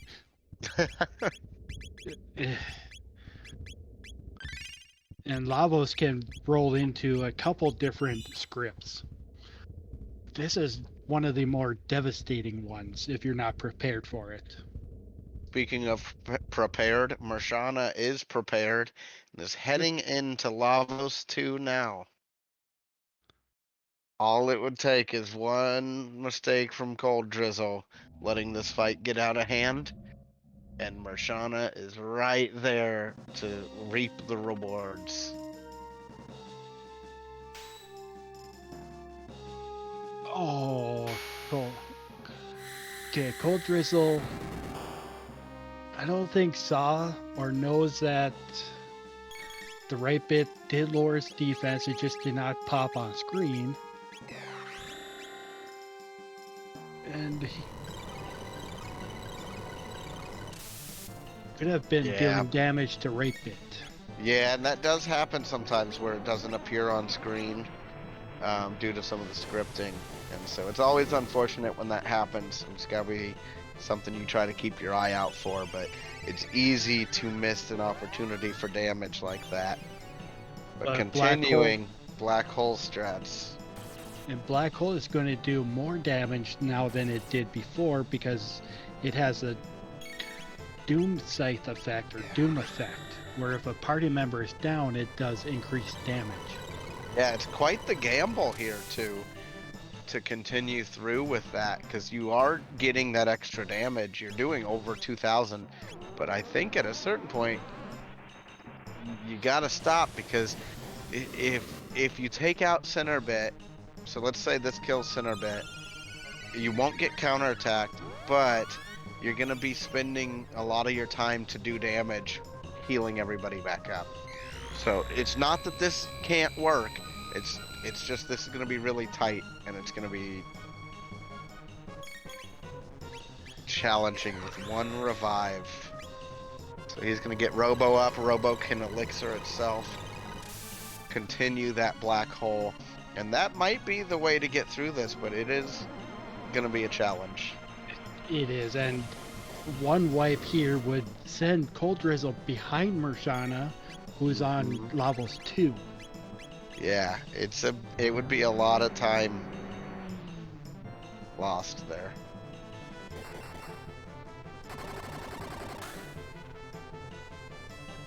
Cut the tension with a knife.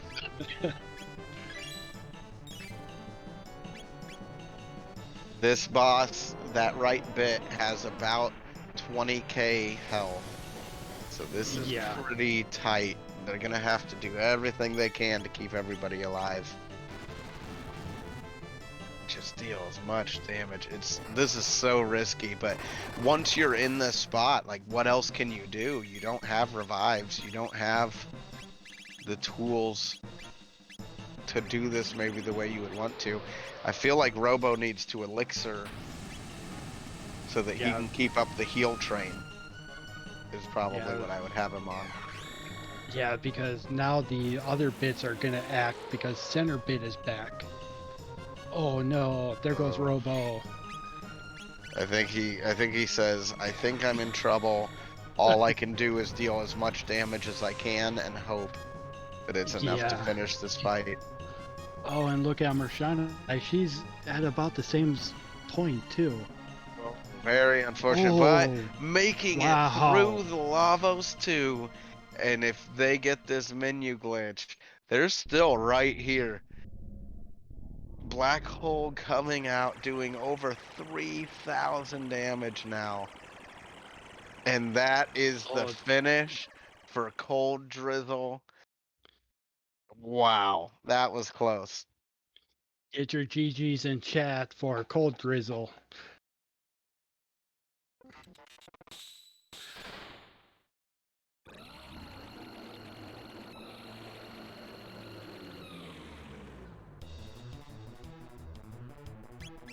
We will continue watching Mirshana here as they enter this menu glitch and head into Lavos 3 as well.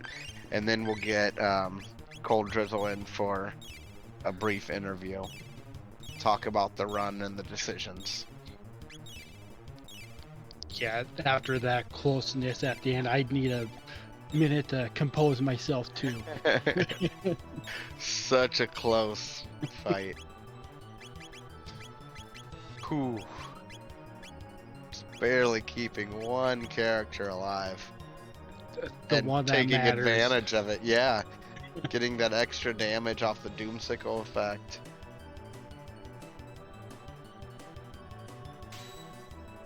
As Mirshana starts Lavos 3.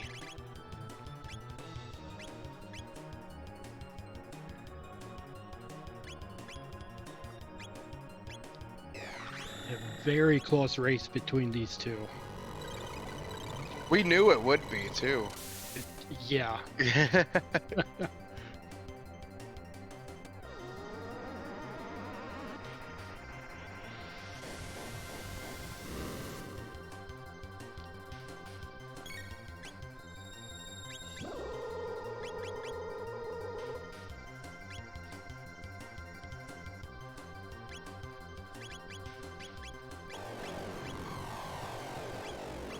And a sub 2 hour time to boot. So that's it's a really good run. What is the fastest Epoch fail seed we've seen? I do not With know. two I do not characters. keep track of that. Sure. I I think it's barely like keep a, track of my own. I think it's like a 205 was the fastest before. So you're saying I need to run a few of these seeds. Not enough of these seeds have been run to bring the record down quite yet and get all the competitive decisions in yet. But I think, as far as I know, I think that's record 156.46 for Epoch fail dupe characters. As Robo gets dangerously low on Mirshana's screen, but comes back into it.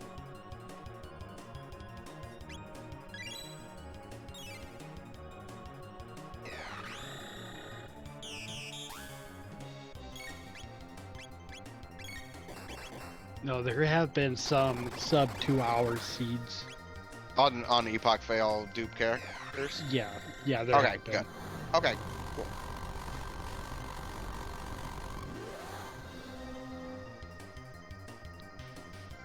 But I think for this to be a really good flag set, the Snell stop should be out for Jets of Time. Yeah, I think that'd be interesting. Otherwise, it turns into a normal seed too quick. Yes, it does, and then sub 2 hours is way too easy to get. That was a very, very good run. And we see the similar black hole strats coming out. And Uzi Punch. Very controlled, currently at least. Very controlled. Yeah, this is a very controlled Lavos fight. All 3 characters up, just wailing on right bit. Luca chucking items at everyone. Yeah, I mean, Mirshana went out of their way to grab some extra, like, ethers, high ethers and things from the shop.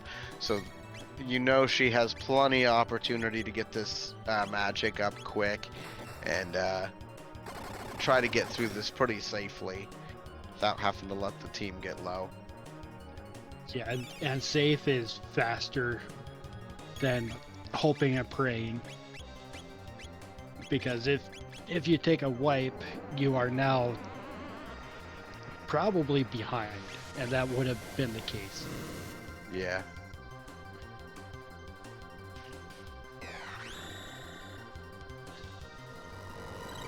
And not saying that taking risks is bad, because you can win through risks. Yeah. Especially if you're up against a more skilled player. A risk is going to be your best chance. As long as the risk pays off. Yeah, absolutely. Or it'll get you way more behind.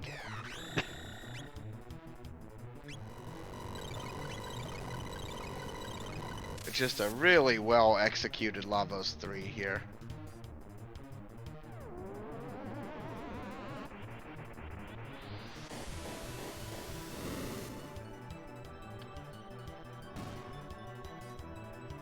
And our bit going down, bringing the counterattack onto Frog Luca, who's going to drop. Now this is going to boost up that black hole. So will they go for the revive, or will they maybe black hole? Like, I would have maybe. Well, I guess if you're trying to play it safe, you're just trying to finish strong. Yeah, and that That would make Chrono sense. Magus has no MP right now anyway. If we can bring Colddrizzle down into chat for a minute, that would be good.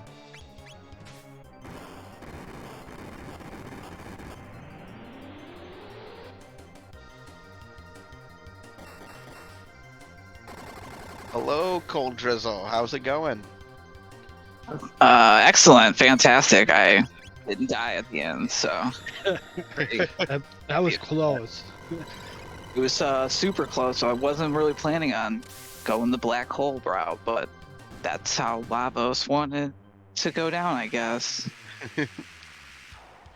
It was interesting because you both found, and there's Mirshana's finish there. Nice. Just GG's. over, just under a 204. So pretty good time. A lot of you guys, a lot of both of your times have been close to like a 205, that area. So that was a really good finish from you.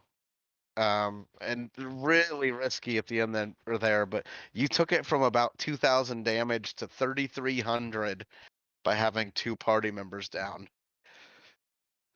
Yeah, So it was very scary, but I trusted I could do it, and there was some nice getting a bunch of them in before I got hit. So well, I thought it was interesting you went for you said you were going to go for an early woe if the opportunity presented itself, and then you definitely did, and so that went really well for you there. yeah, I didn't really find an item I could use, but I had so much loot and levels that I was able to just hit the gas for the rest of the run. And then there was a section where Mirshana had gone and found the other sword piece, and at the same time you were gaining, or you got the pendant, and so then it was like, oh, is Colddrizzle gonna follow the pendant? And I thought you were for a minute. I thought you were gonna follow the pendant instead of checking what ended up having the other piece of the sword. And I think if you had done that, you would have ended up on a goose chase. So that was a really good choice you made there. Yeah, and I think with Epoch fail or Epic fail, as we like to call it, not having the jets means the future is kind of a pain to get around in. And so I think that's what steered me away. And I was like, I'm just going to do all the checks that I have before I go do the trial.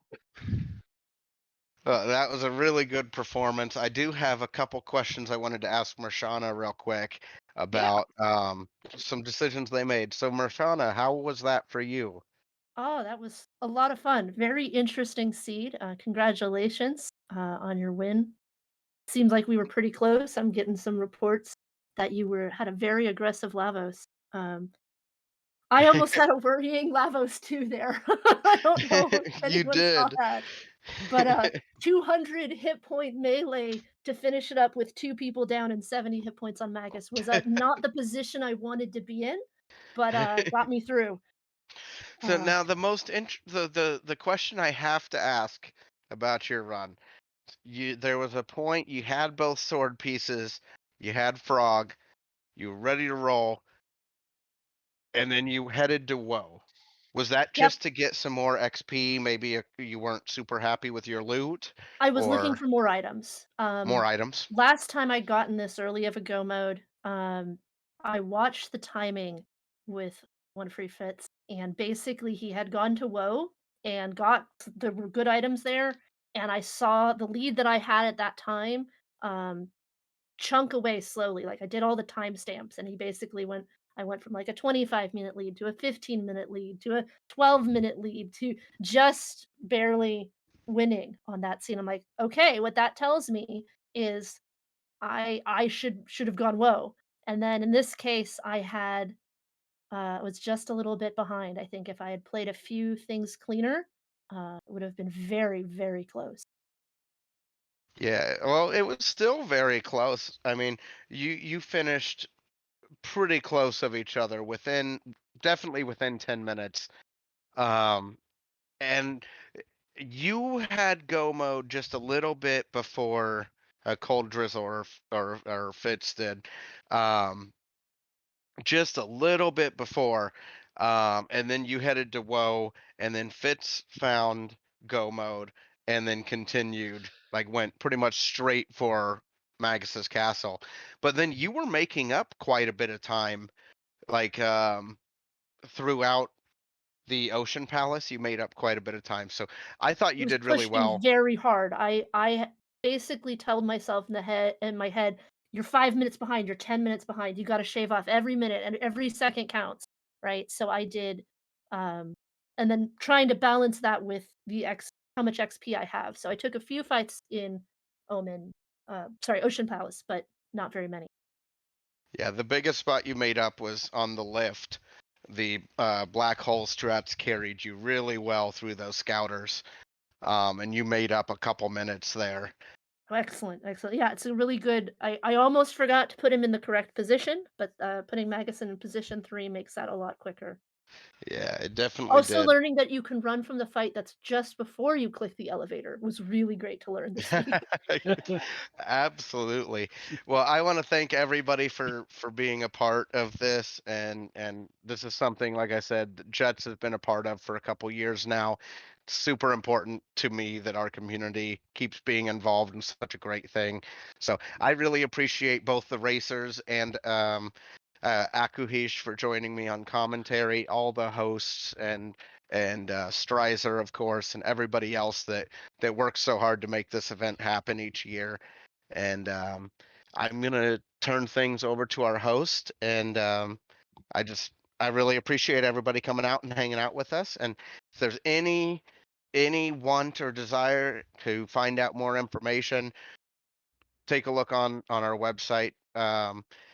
And you can find our Discord and everything, and we'd love to have you. So that's all I'll say.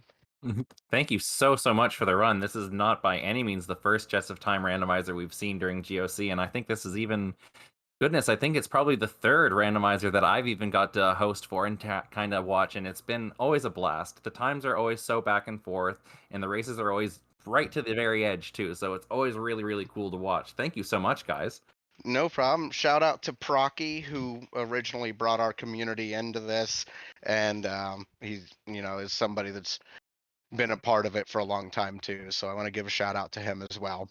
All right, once again, everyone, that was Chrono Trigger Jets of Time with Colddrizzle, aka One Free Fits, and Mirshana.